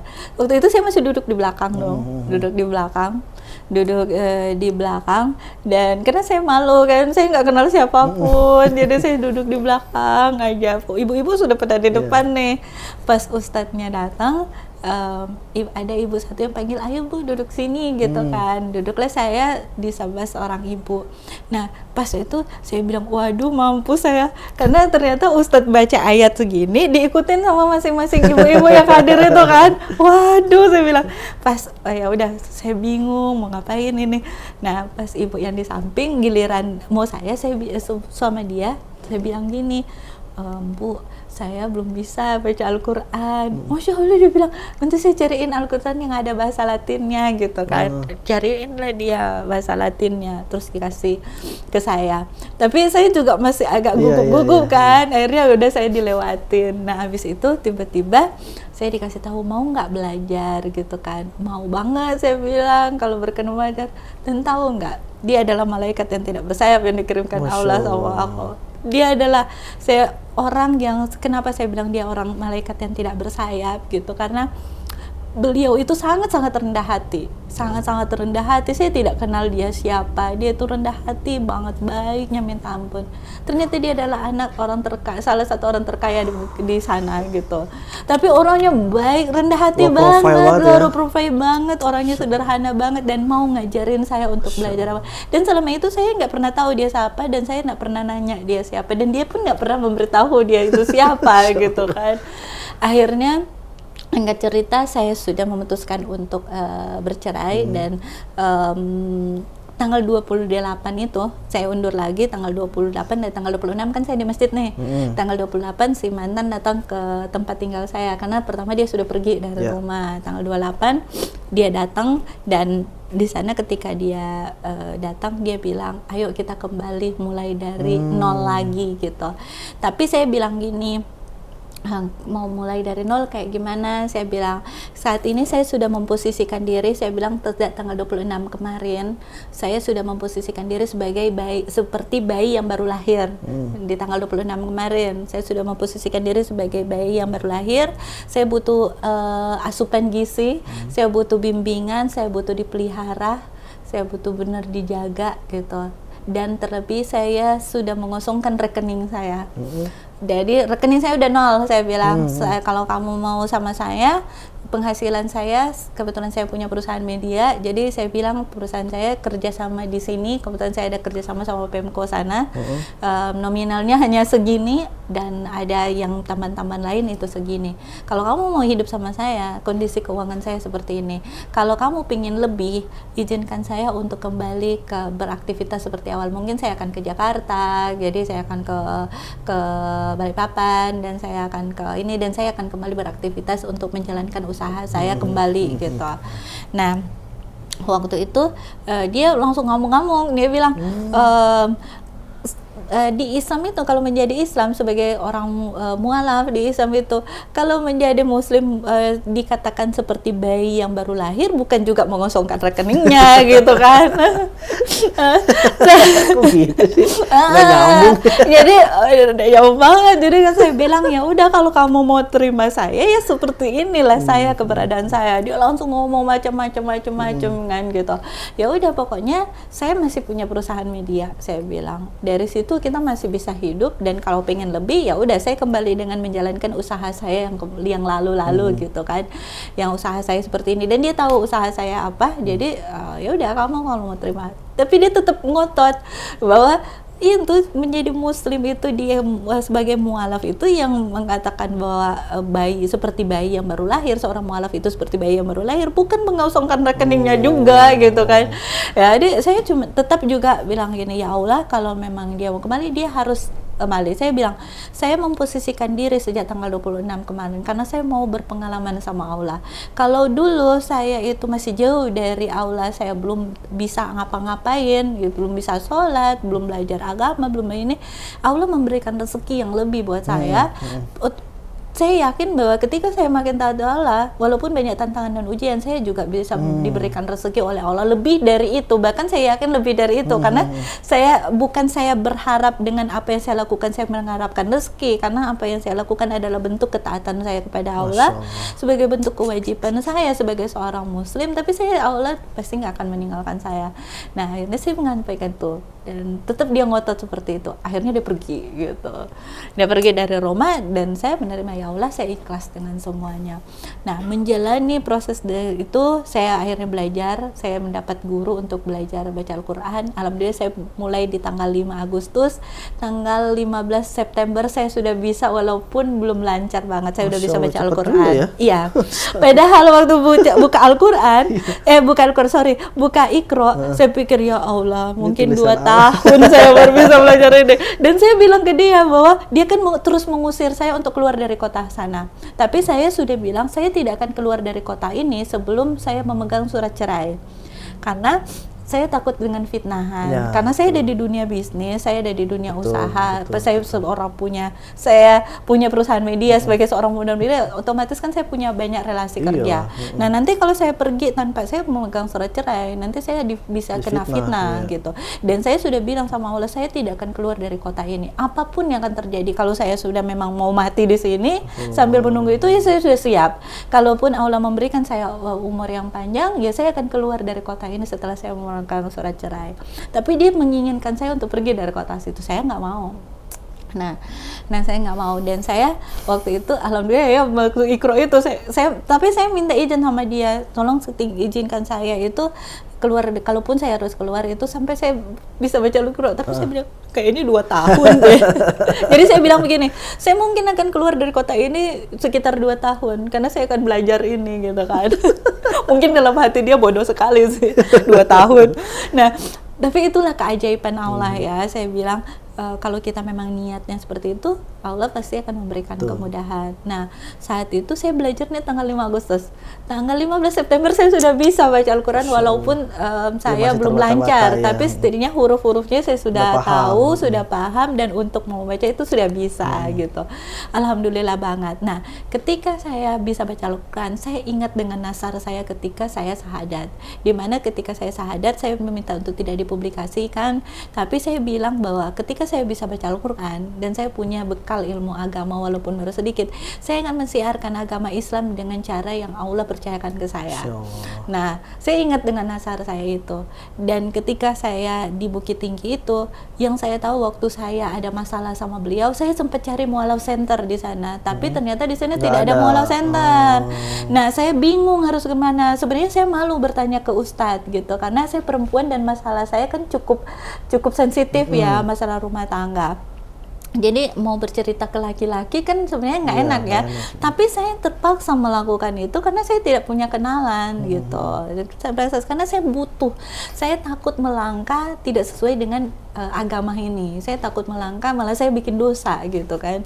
Nah, akhirnya itulah yang saya lakukan. Nah, di saat itu saya mengambil keputusan untuk buka mualaf center, supaya maksudnya saya di sana kan umumnya udah muslim ya, tapi banyak juga yang sudah mualaf yang datang dari kota lain karena mereka menikah di sana gitu. Jadi akhirnya saya mendirikan mualaf center. Nah, saya mendirikan mualaf center, saya berkerinduan supaya teman-teman kiranya teman-teman mualaf mereka punya tempat, punya wadah gitu. Nah, karena saya dirikan itu secara independen dari sisa-sisa tabungan saya dan bukan tabungan sih, dari pemasukan saya, karena saya sudah menolkan kan. Alhamdulillah waktu itu saya punya kerja sama media, jadi kalau pencairan saya pakai untuk biayai mualaf center. Jadi biaya saya mualaf center saya bikinin, kebetulan dulu ada kerja sama itu pengumuman, walaupun sebenarnya pengumuman di media saya biasanya saya tarifkan satu pengumuman 5 juta gitu. Tapi waktu itu dana mereka hanya 3 juta, ya udah nggak apa-apa saya terima gitu kan. Itu yang saya bikinkan papan mualaf center itu, neon boxnya saya bikin itu perlengkapan. Pokoknya apa penghasilan saya itu saya pakai untuk mualaf center. Nah, saya punya visi di dalam mualaf center itu, yaitu menjadikan mualaf itu termasuk saya kuat imannya, kuat kantongnya. Amin. Nah, jadi saya dari penghasilan itu saya memberikan modal untuk teman-teman mualaf yang ada di naungan saya, walaupun tidak banyak, sangat-sangat sedikit gitu. Nah, saya bilang ke mereka, nanti bantuan saya ini nanti diteruskan lagi, nggak usah kembalikan ke saya, tapi nanti kalau ada penghasilan sisihkan, terus kalau ada yang membutuhkan kalian lakukan. Pesan saya itu disampaikan juga, biar terus mengalir seperti itu. Dari situ saya tahu bahwa ternyata ada teman-teman mualaf juga yang membutuhkan saya. Jadi kehadiran saya di sana bukan untuk dihancurkan, tapi ternyata ada tujuan Allah itu.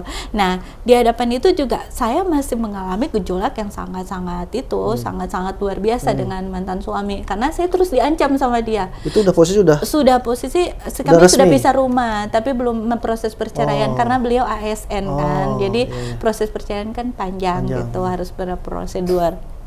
Nah, dia waktu itu juga nggak mau, dia maksain saya yang ngurus perceraian karena dia nggak mau 50% gajinya masuk ke saya, karena aturan ASN kan, kayak dia nggak mau rugi, tapi saya juga nggak mau bodoh, saya mau memberikan pelajaran buat dia. Nah, dia yang mukulin saya, penyebab perceraian kita semua itu ya mungkin ada salah saya juga pasti ada salahnya, tapi kan dia juga mau cerai, jadi dia bilang banyak yang perempuan yang lebih baik dari saya di luar sana, terus saya sudah mengalami KDRT, terus saya juga sudah rugi secara material, terus masa saya memberi enak sekali di pikiran dia, enak sekali dan terus saya yang ngurus dan saya ini. Nah, saya ingin memberikan pelajaran yang berharga buat dia. Kamu yang menginginkan hal ini, kamu yang melakukan, kamu harus bertanggung jawab.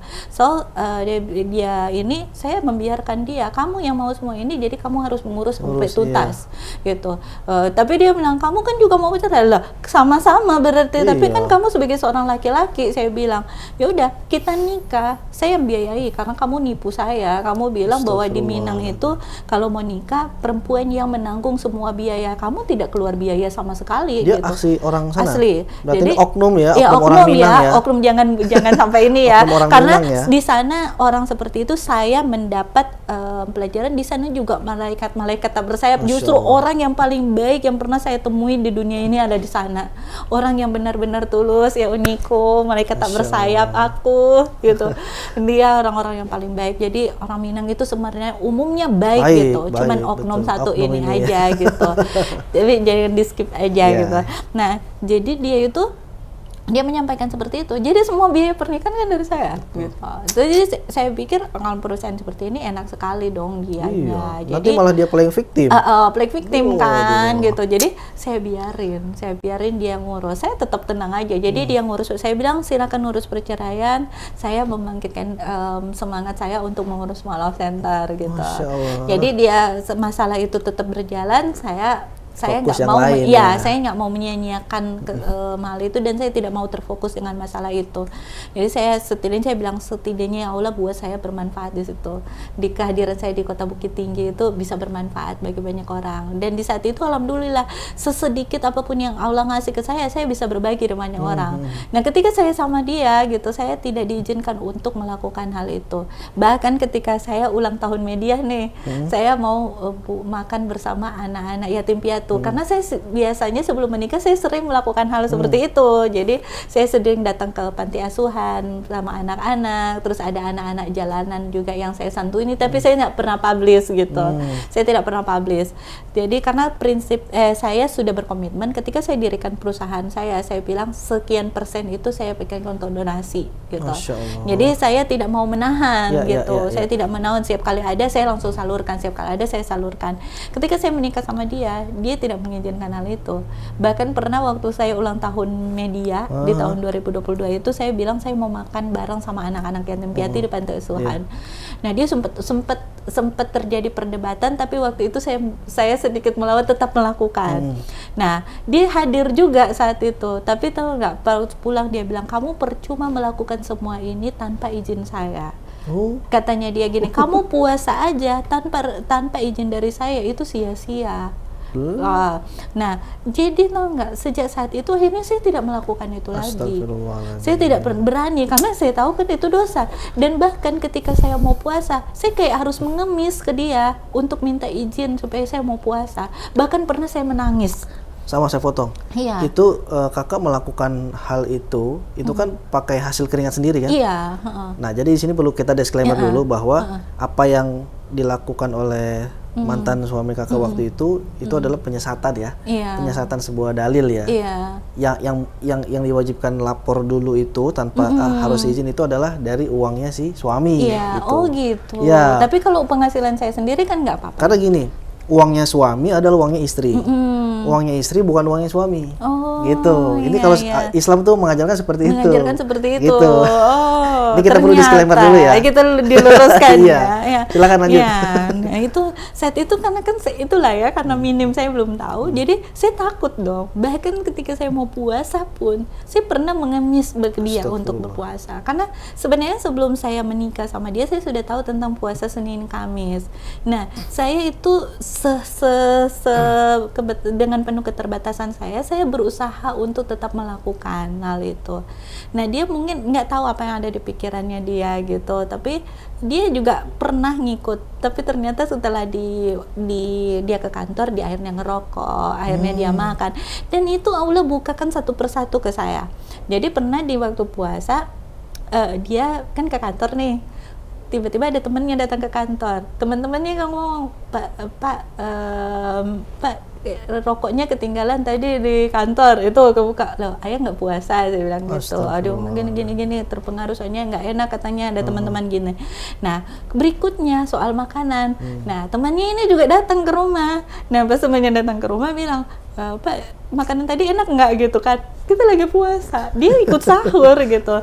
Nah, tapi mungkin itu cobaan godaan dari dia. Cuman yang sedihnya itu yaitu karena dia sudah menyampaikan bahwa saya tanpa izinnya dia puasa saya percuma, ya saya sampai mengemis ke dia untuk bisa puasa gitu loh. Dan akhirnya ke belakang karena mungkin sudah mulai kebongkar ini, dia bilang ya udah puasa aja sendiri, dia nggak puasa gitu. Betul. Akhirnya dia ya udah puasa aja sendiri. Bahkan kita sudah proses perceraian nih. Akhirnya karena sudah proses perceraian, saya bilang sama dia, saya izin melakukan puasa Senin Kamis, dan ini akumulasi karena kita sudah mau proses perceraian. Tapi kan sebelum saya pegang surat cerai berarti saya masih berstatus istri. Dan saya bilang izin saya ini berlaku sampai saya megang ini, karena saya tidak mungkin dong komunikasi terus dengan minta izin puasa, izin puasa, karena saya berusaha untuk taat aja dengan aturan agama gitu. Jadi saya bilang sama dia, saya izin.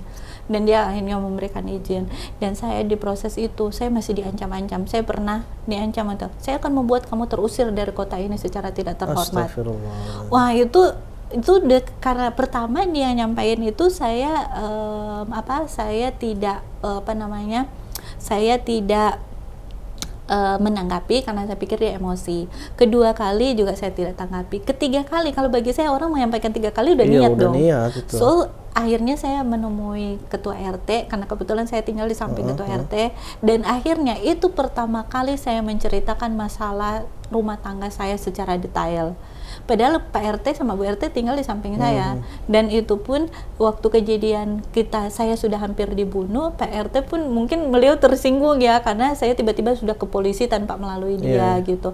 Jadi beliau juga ada seorang polisi, jadi nanti semua anggota polisi datang untuk nangkap dia, baru dia tahu, beliau tahu. Jadi tapi saat itu juga saya belum menceritakan karena saya pikir saya akan kembali dan saya tidak mau mengumbar aib suami saya gitu. Saya sebenarnya udah bilang sama dia, kita pun pisahnya baik-baik. Bilang saja kita sudah tidak ada kecocokan, biar saya tidak perlu mengumbar aib kamu gitu. Tapi akhirnya dia sendiri yang membuat saya tidak tidak mau harus mengungkap gitu. Akhirnya saya ceritalah ke Pak RT, tapi hanya sebatas ke Pak RT. Kalau yang lain-lain enggak, Pak RT sama Bu RT gitu. Saya lain-lain enggak, karena saya butuh perlindungan otomatis. Akhirnya karena dia terus mengancam, akhirnya saya mengelapor ke Komnas Perlindungan Perempuan. Nah, akhirnya ke KPPA gitu, dan akhirnya sudah proses perceraian berjalan. Nah, begitu juga ketika proses perceraian di kantor berjalan. Nah, ketika proses perceraian di kantor berjalan, saya sudah bilang sama dia, berikanlah saja alasan bahwa kita sudah tidak ada kecocokan dalam berumah tangga. Malah dia menceritakan hal-hal yang dia karang sendiri gitu. Nah, saya mau belajar untuk jujur. Jadi kalau itu kesalahan yang saya buat, saya mengaku bahwa saya buat. Tapi kalau nggak sesuai, ya saya nyampein yang sebenarnya, dan saya menyertai bukti. Karena saya ada di media gitu kan. So bukti semua itu mendukung gitu. Dia boleh menyampaikan sesuatu dan dia lupa siapa saya mungkin. Saya sudah mengumpulkan satu persatu bukti. Jadi, nah akhirnya saya datang di sana, saya membawa bukti. Jadi semua dia menyampaikan, saya datang dengan membawa bukti. Nah, di mediasi pertama dia kan sendiri, mediasi kedua saya juga sendiri. Jadi apa yang disampaikan dia di sana itu saya sampai klarifikasi gitu kan. Nah, di mediasi ketiga saya bilang sama Kabid di situ, Bu, kayaknya di mediasi ketiga saya nggak perlu hadir deh, karena kan memang kita juga sudah proses perceraian dan setahu saya kita sudah tidak mungkin untuk bersatu gitu. Jadi saya nggak perlu hadir ya, Bu. Tapi katanya beliau, dua-duanya harus hadir karena prosedurnya seperti itu. Kalau tidak hadir, tidak bisa dilanjutkan proses perceraiannya.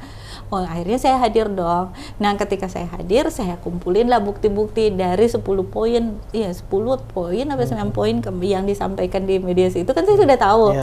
Waktu itu saya nggak membawa bukti, tapi pas di mediasi kita ketiga itu saya membawa semua bukti. Jadi dari foto, video sampai print out rekening saya bawa gitu. Nah, di saat itu ketika disampaikan, saya dong membawa bukti, terus dia ngamuk di situ, di situasi situ, ngamuk sampai yang mediator itu bilang, Pak, tolong hargai kami itu dari jam 9 di sini tunggu Bapak di sini, dia nanti datang jam 10 lewat. Jadi mediator sama saya udah datang jam 9 gitu. Nah, saya memang terlambat tapi hanya 5 menit dan saya minta izin karena saya harus mengambil salah satu bukti dan bukti waktu. Jadi saya minta izin terlambat, tapi dia datang tuh jam 10 sekian. Tapi dia ngamuk sampai mau apa kursi lah apa gitu, ngamuk-ngamuk. Dan di sana itu dia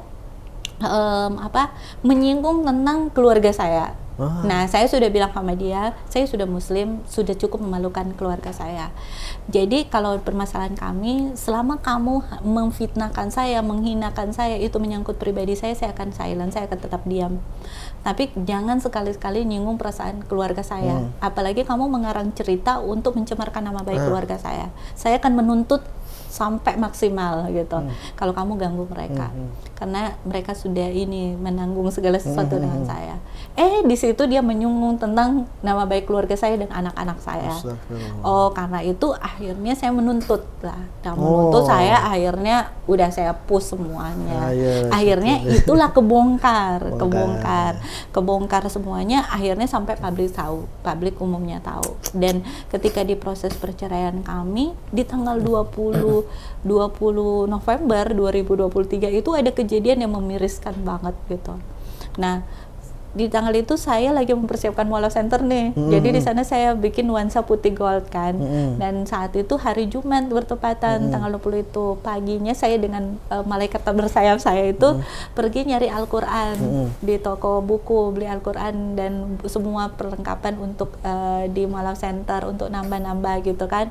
Pergilah kami. Nah, di sana itu kan kalau Jumatan itu tutup ya semuanya. Jadi itu kita pulang untuk Jumatan, itu orang Jumatan, siangnya kita keluar lagi beli membelernya untuk tambahan juga. Nah, di sana saya beli meja dan karena meja itu ada warna-warni, jadi saya beli kertas kado yang gold sama plastik nih, mau tabungkus gitu kan. Nah, seorang istrinya sampai sore. Nah, habis Isya gitu, saya bungkus lah meja-meja itu kan. Nah, sekitar jam 11 saya udah selesai bungkus, terus saya udah capek dan saya ambil wudhu, waktu itu mau tidur, saya sempat balas chat malaikat tak bersayap saya. Terus saya bilang balas chat Uni saya udah selesai bungkus apa semuanya, itu 11.51 kalau nggak salah. Terus saya bilangnya sama Allah, ya Allah, saya pingin tidur nyenyak gitu, saya pingin tidur nyenyak, berikan saya tidur yang nyenyak karena besok masih banyak yang harus saya urus. Nah, waktu itu pas saya mau tidur nyenyak, nggak taunya di luar lagi heboh. Nah, di luar lagi heboh karena tetangga saya itu dia sempat nengok keluar di sekitar jam 1. Dia nengok keluar ada dua orang mencurigakan bolak-balik di depan kita gitu kan. Terus dia lihat di CCTV dia lihat orang itu gantung plastik di pagar depan tempat tinggal saya. Nah, pas dia gantung plastik itu, dia teman tetangga itu nelpon lah adik yang yang dibawa. Dia tolong lihat itu di Kak Nike itu kayaknya ada orang gantung sesuatu deh. Pergilah adik itu periksa. Setelah diperiksa ada pocongnya, ada serabut yang diikat sama buhul. Buhul terus ada tisu yang ada darahnya, begitu. Nah, mereka nggak bangunin saya karena mereka takut saya shock. Sama adik itu dibawalah ke Pak RT. Nah, dibawa ke Pak RT, terus mereka akhirnya pagi-pagi baru nyampein ke saya, disediakan video itu.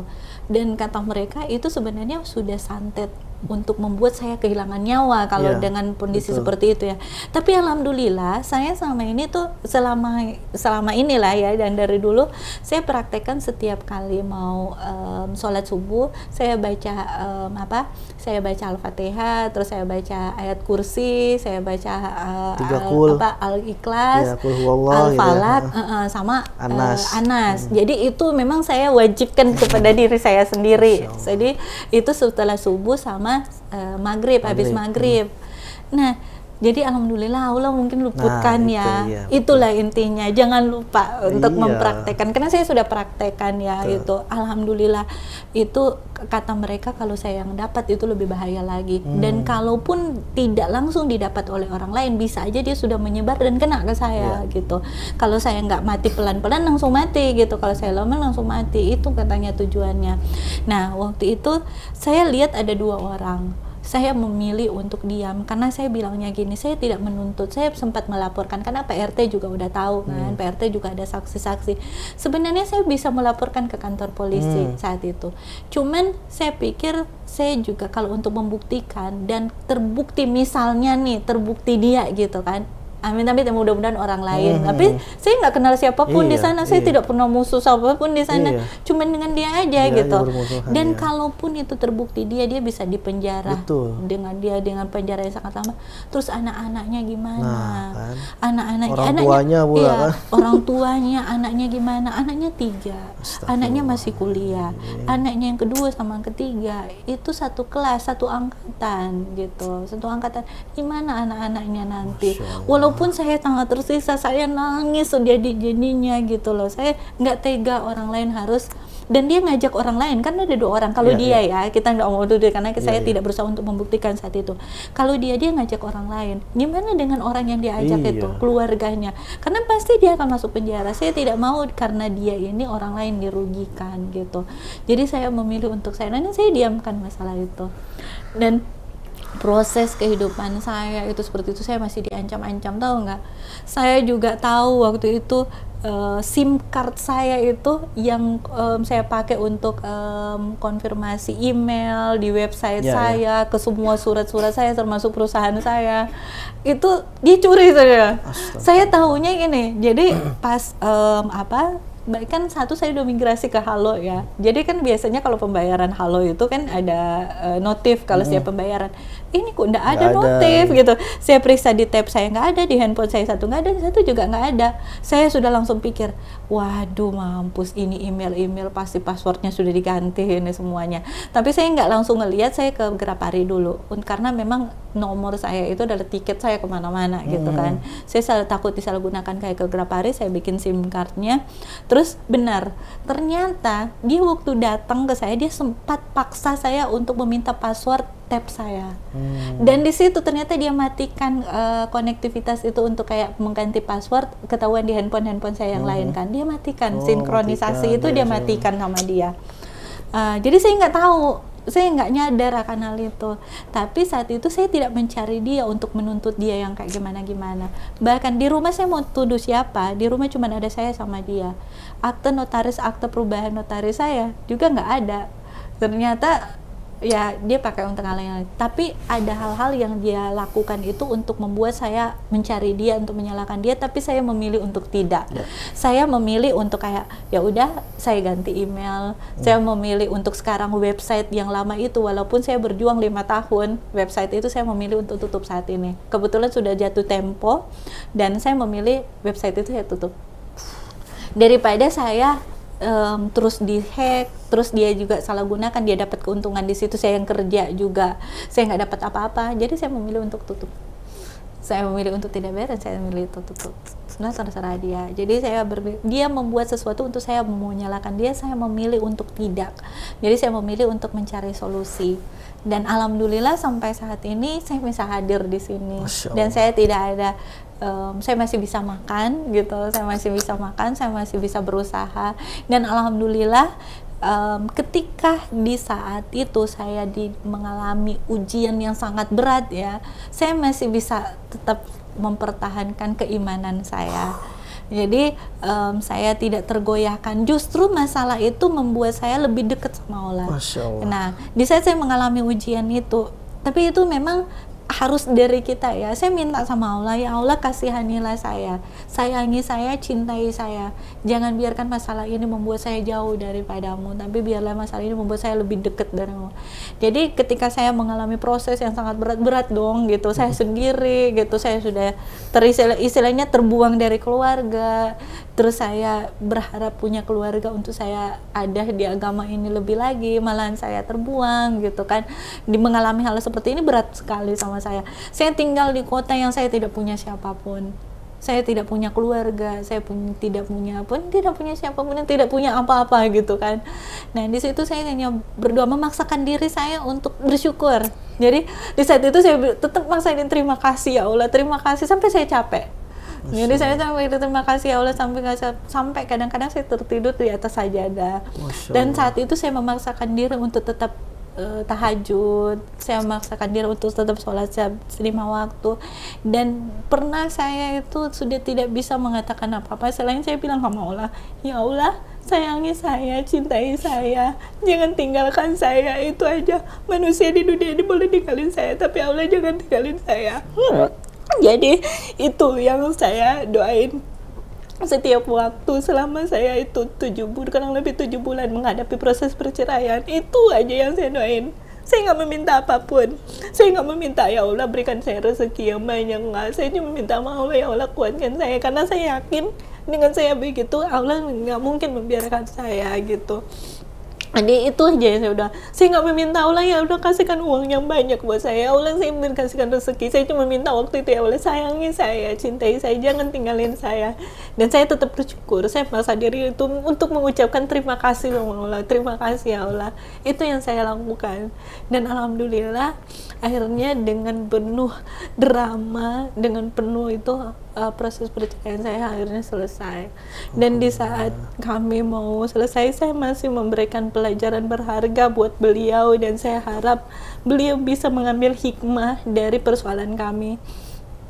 Saya mungkin orang pertama yang di dalam tuntutan nafkah ada yang saya minta 1 triliun, 1 miliar sama 300 juta. Jadi ada mut'ah, ada idah ya, nafkah idah dan ada itu. Maksudnya saya memberikan pelajaran buat dia bahwa saya bukan karena uang gitu loh. Kalau mau menitundil uang kamu nggak bisa bayar saya. Jadi kenapa? Mungkin saya orang pertama kalau mau dibuka catatan di pengadilan itu mungkin saya orang pertama ya. Saya minta dia golongan 2 di ASN dan saya minta nafkah itu 1 triliun. Dan yang satunya saya minta 1 miliar, satunya 300 juta, itu kan nggak masuk akal kan. Dia bilang iya kan dia memang tujuan memang dia gila uang. Padahal sebenarnya tujuan saya memberikan pelajaran buat dia, kalau kamu mau membeli saya, kamu nggak bisa membeli saya dengan uang. Karena kalau waktu saya menikah sama saya punya usaha sendiri, saya bisa hidup sendiri tanpa seorang laki-laki, tanpa kamu saya bisa hidup waktu itu. Tapi ya karena saya memilih untuk menikah karena saya butuh imam waktu itu. Terus akhirnya diputuskan di pengadilan kan cuma 5 juta aja ya nafkahnya. Itu pun saya kembaliin ke dia. Saya udah bilang sama tim majelis hakim bahwa saya ingin mengembalikan uang itu, nafkah itu untuk nafkah dia untuk saya itu untuk anak-anaknya, terus sisanya dikasihkan ke anak-anak yatim piatu. Padahal waktu itu saya butuh uang gitu. Saya butuh uang karena tapi saya berharap itu bisa memberikan pelajaran buat dia. Jadi saya di pengadilan terakhir nih, saya sama majelis hakim bilang ibu harus terima dulu, terus harus kembaliin. Terus maksudnya saya terima dulu terus kembaliin ke dia. Saya bilang sama dia, saya terima ini dengan senang hati dan saya kembalikan untuk anak-anak. Tolong kasihkan untuk anak-anak, karena anaknya 3 ya udah kasihkan satu orang 1 juta. Sisanya kamu kasihkan ke anak-anak yatim piatu. Jadi saya ingin memberikan pelajaran terakhir dan saya bilang berarti tanggung jawab saya sebagai seorang istri sudah berakhir di sini dan ini titipan saya. Maksudnya saya ingin dia mengambil hikmah, apa dia bisa atau enggak, setidaknya saya sudah melakukan itu. Dan saya melakukan itu di depan majelis hakim, walaupun mungkin di majelis hakim itu mereka mungkin berharap dia nggak menerima dong, karena mungkin mereka sebagai seorang muslim malu ya, ada seorang muslim dan saya seorang mualaf ya seperti itu. Harapan mereka jangan terima dong gitu. Sampai saya lihat ibu-ibu yang majelis hakim dulu sampai natap dia tuh sampai kayak melototnya minta ampun, tapi ya udah saya bilang ya udah dia terima sama dia.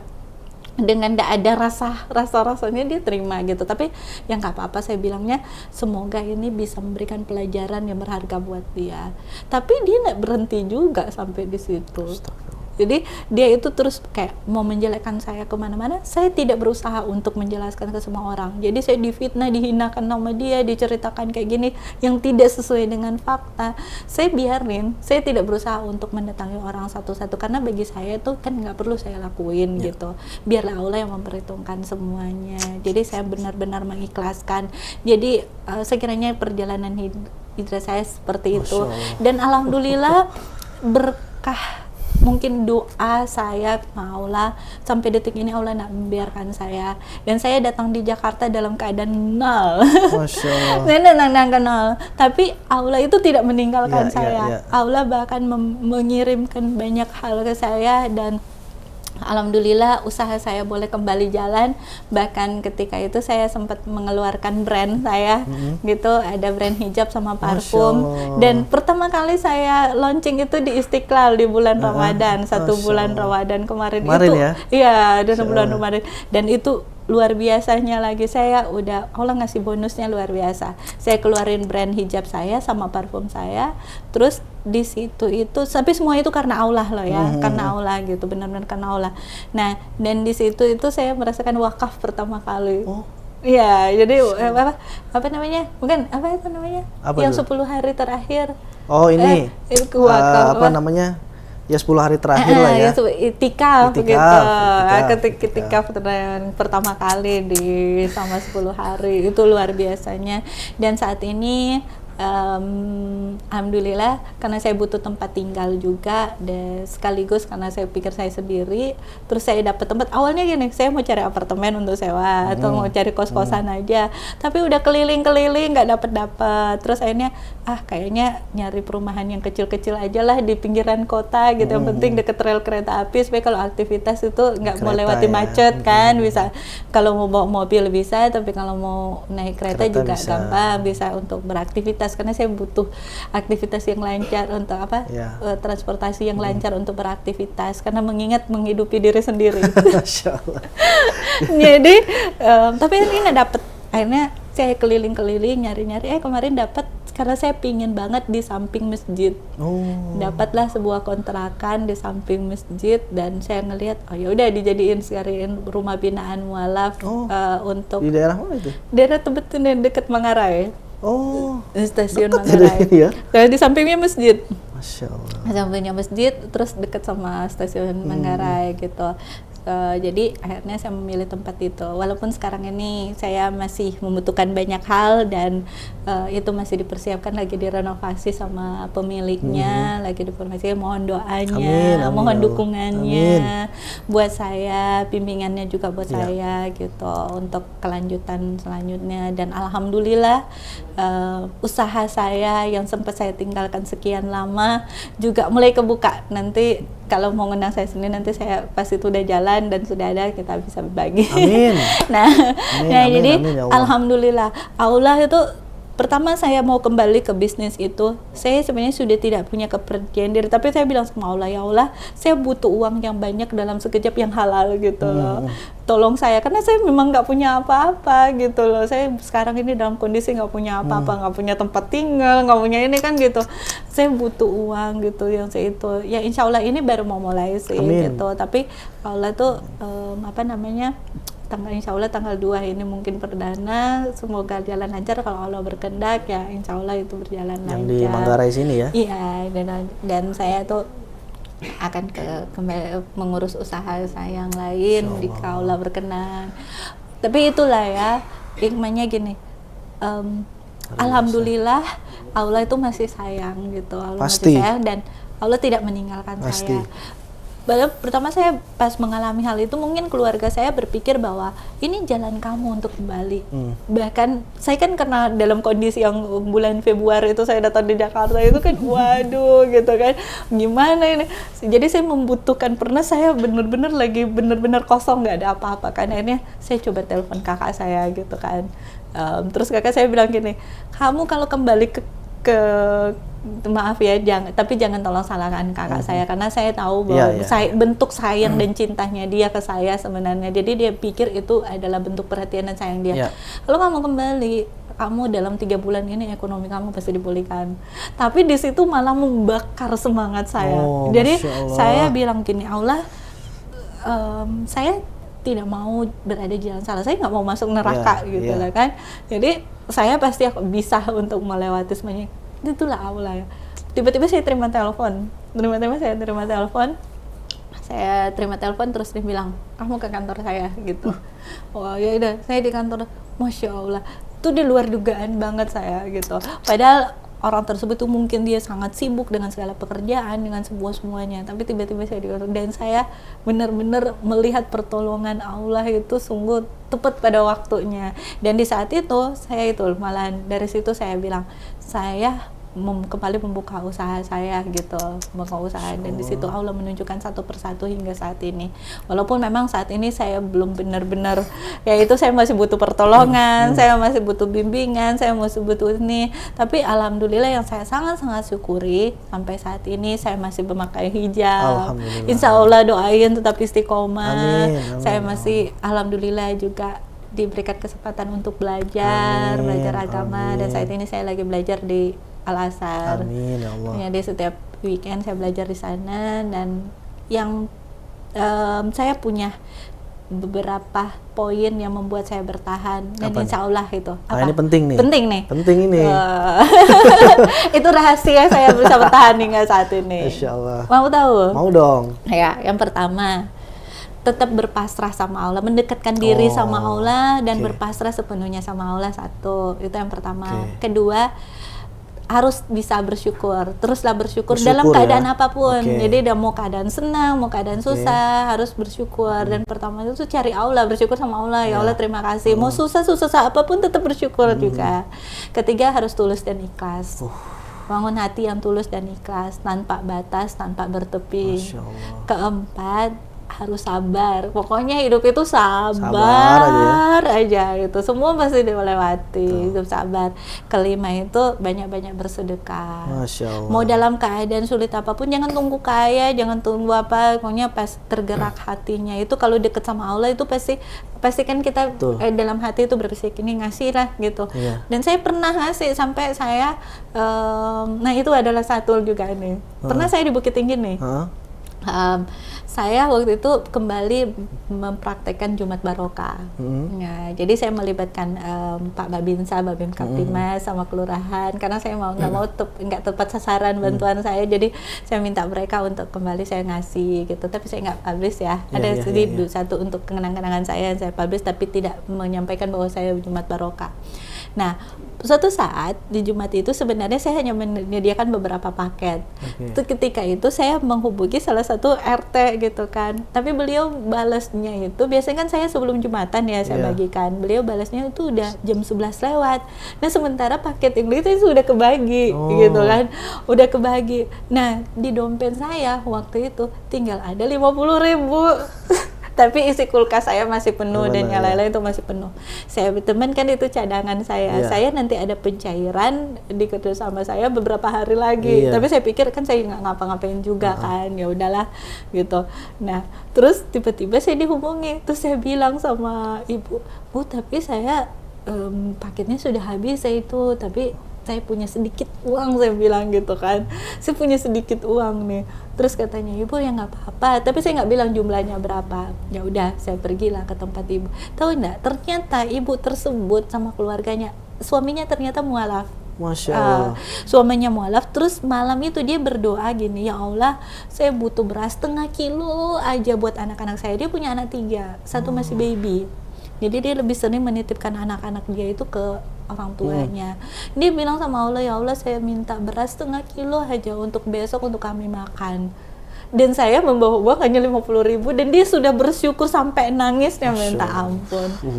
Dan hebatnya Allah, ketika saya bawa itu, tiba-tiba saya belum sampai dari tempat orang yang saya kunjungi itu, saya masih dalam perjalanan, saya sudah ditelepon. Mbak, tolong bawa stempelnya sekaligus invoice-nya, kami akan melakukan pembayaran pengumuman gitu dari media saya dengan jumlah yang nggak banyak sih gitu, cuman jauh berpuluh-puluh kali lipat, ratusan kali lipat lah dari itu gitu kan. Jadi ratusan lipat dari itu, luar biasa Allah itu. Jadi di situ saya bilang jangan pernah menahan ketika kita pengen memberi orang, karena kita juga nggak tahu Allah itu akan memberikan hal yang seperti itu ke kita. Itu bukan mengada-ngada, itu sebuah kenyataan nyata, real saya alami. Dan kalaupun mau saksinya bisa saya gitu, mau nanya orangnya bisa. Saat itu saya memang hanya kasih 50.000 dan di perjalanan orang yang menelpon saya juga orang yang ada gitu. Saat itu saya dibilang, oh Allah, saya sampai nangis. Dan itu pun yang dikasih, itulah kenang-kenangan dari pencairan itu. Saya bikin neon box untuk Mualaf Center, dan yang pencairan itu saya bikin untuk melengkapi apa-apa yang ada di Mualaf Center itu, yang ada di Kota Bukit Tinggi. Nah di situ tuh, jadi pelajaran yang mungkin bisa didapat ketika kita diperhadapkan dengan sebuah masalah, yang 5 hal itu kita praktekkan, insya Allah itu akan dan satu, harus tetap rendah hati. That's right. Ya, berarti 6 ya tadi ya? 6, harus tetap rendah hati gitu, harus tetap rendah hati itu. Kita harus sangat, ketika Allah pulihkan kita, jangan pernah kita menjadi sombong dengan apapun. Dan itu keterbatasan saya manusia juga, mungkin ada hal-hal yang bisa terlewatkan, hal-hal itu, tapi saya berusaha gitu, itu sudah saya niatkan dalam hati saya, dan saya berusaha untuk mengimplementasikan dalam kehidupan saya gitu. Itu sih berkat ajaran ayah, almarhum ayah saya. Semoga beliau bisa dinikahkan di surga nanti ya, amin, sama Allah amin, gitu. Allah. Dan semoga keluarga saya mendapat hidayah. Amin Allah, amin. Jadi itulah, kalau kita itu hidup benar-benar mau mencari Allah, insya Allah tidak akan membiarkan kita. Dan kalau diizinkan Allah itu menghadapi sebuah masalah yang berat, jangan pernah suudzon sama Allah, jangan pernah menyalahkan Allah dengan apa yang kita alami. Tapi kita justru harus sebagai manusia, karena masalah itu sebenarnya adalah bentuk, saya menganggap bahwa itu adalah bentuk cinta dan sayangnya Allah itu ke kita. Betul. Karena kalau Allah sudah nggak sayang kan Allah sudah Iya. biarin dong Iya. kita itu seperti itu. Sebenarnya kalau ada masalah itu, Allah tuh sebenarnya lagi menunjukkan sayangnya ke kita, biar kita tuh tetap ingat sama Allah, kita tetap deket sama Allah gitu. Betul. Jadi jangan pernah suudzon sih dengan Allah. Betul. Jangan pernah berpandangan buruk, oh Allah nggak sayang lagi sama kita, Allah nggak seperti itu. Nah, Allah tuh sayang banget sama kita semuanya gitu. Tapi kita juga harus memaksakan diri untuk taat gitu. kepada Allah Subhanahu wa Ta'ala. Kita harus merasakan diri untuk taat. Sebagai seorang manusia pastilah kita ada goda-godaannya, ada masalahnya. Wajar lah ya. Kita akan bikin masalah itu sangat-sangat wajar. Tapi yang penting kita tetap mencari Allah dan berusaha untuk taat sama Allah. Yes, right. Iya, dan karena saya mengalami itu sendiri. Saya ngomong karena saya bukan ngelihat ke orang lain, tapi saya mengalaminya sendiri. Bahkan kemarin itu saya bilang gini, ya Allah, saya kan berkomitmen nih sama teman saya yang ngambil barang itu ke saya di bisnis saya ini. Di dalam 1-2 bulan ini dia bilang dia ngasih ke saya itu, saya bisa masukin ke dia 1 tongkang gitu kan. Saya bilang gini, ya Allah, ini sudah mau habis bulan Juli, ya Allah, jangan bercanda dong gitu. Jadi saya itu mempraktekkan kehidupan saya itu berkomunikasi dengan Allah tuh dalam situasi apapun ya. Selama itu saya bilang, ya udah, ya Allah tolong saya, ya Allah kayak gini-gini. Jadi saya mintanya ke Allah. Jadi kalaupun saya butuh apa-apa, saya minta aja sama Allah. Saya nggak mau apa-apa, ya Allah tolong saya butuh ini, saya gini-gini, dan Allah menjawabnya tepat waktu gitu. Dan ketika itu pun Allah ngatur sebisanya gitu, sebisanya Allah mungkin ya, bukan sebisanya ya, Allah ngatur begitu sedemikian rupa. Terus awalnya saya nggak bisa ketemu sama pemilik tambang misalnya, saya malah diketemukan sama bukan hanya pemilik tambang tapi orang yang berkuasa di sebuah daerah. Itu kalau bukan Allah, saya yakin ya akan mungkin seperti itu. Siapalah saya ini, saya hanyalah manusia biasa dan saya hanya dari orang daerah yang ada di Jakarta, dan Allah mempertemukan saya bukan hanya sekedar orang pengusaha yang memilih, tapi orang terpenting, orang yang menguasai sebuah daerah, dan orang yang itu luar biasa banget Allah itu. Dan ketika saya bertemu sama beliau, wow, beliau itu ternyata kalau dipikir dari mungkin mau lihat fotonya, melihat jabatannya beliau, mungkin di pikiran saya mungkin orangnya seperti ini ya. Tapi ternyata ketika ketemu sama orang, ya udah pas kita ngobrol-ngobrol, sudah ya, semuanya sudah jadi, kita deal dengan seperti ini. Oh, luar biasa banget, orangnya rendah hati banget, Masya Allah. Orang yang mengantarkan saya juga luar biasa. Mungkin titipan saya, terima kasih untuk semua malaikat tak bersayap saya. Semoga semuanya, saya selalu berdoa supaya Allah itu memberikan saya kesempatan untuk bisa membalas segala kebaikan mereka. Tapi salah satu yang bisa saya lakukan saat ini yaitu mendoakan supaya semua keluarga mereka sehat, dalam lindungan Allah, sukses, bahagia, sempurna dunia dan akhirat gitu. Masya Allah, luar biasa. Itulah perjalanan hidup Allah. 1,5 jam kita ngobrol. Gitu. Dan memang kalau ada yang bisa di skip aja. Tidak ya, sebenarnya gini, waktu yang panjang ini menurut saya ya kayak sebentar gitu, karena memang kisahnya itu memang sangat-sangat menggugah hati nih.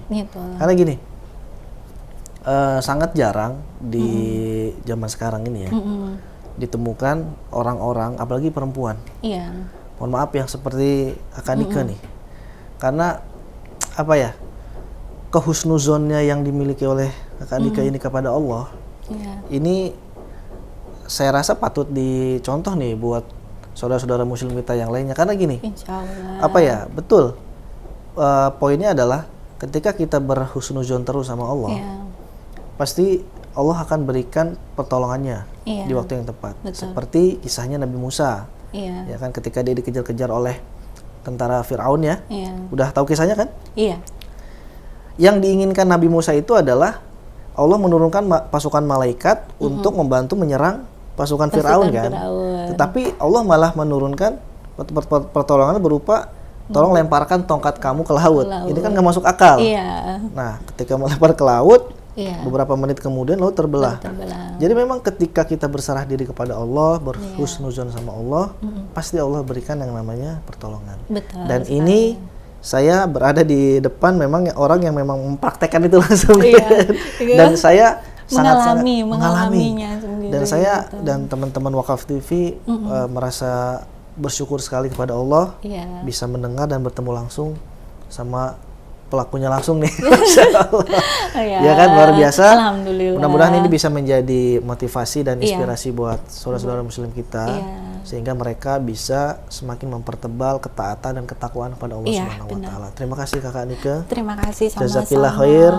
Amin. Mudah-mudahan Kakak Nike diberikan kesehatan selalu, Amin. diberikan bisnis yang berkah, Amin. dan juga diberikan kesuksesan yang tidak berujung. Amin, amin, amin. Dia tak ada Sukses dunia, putus-putusnya ya. dunia dan akhirat tentunya. Amin, gitu ya kan, Rabbal amin. Terima Alamin. kasih sekali lagi Kak Nike. Itu tadi kisah dari Kakak Nike yang memang penuh sangat syarat akan pembelajaran buat kita semua. Iya. Mudah-mudahan ini bisa kita petik manfaat-manfaat dari obrolan kita. Iya. Yang jelek-jelek buang saja ya. Iya, yang jelek-jelek buang Yang saja. bagus-bagus Yang ambil. bagus-bagus ya ambil gitu. Ya, jika memang teman-teman suka dengan konten yang tadi kita bicarakan itu, kita obrolkan, silakan share sebanyak-banyaknya. Iya. Kemudian jangan lupa tinggalkan komen dan jangan lupa subscribe agar kami bisa terus memberikan konten berupa informasi dan edukasi kepada Anda semuanya. Ya. Terima kasih. Wassalamualaikum warahmatullahi wabarakatuh.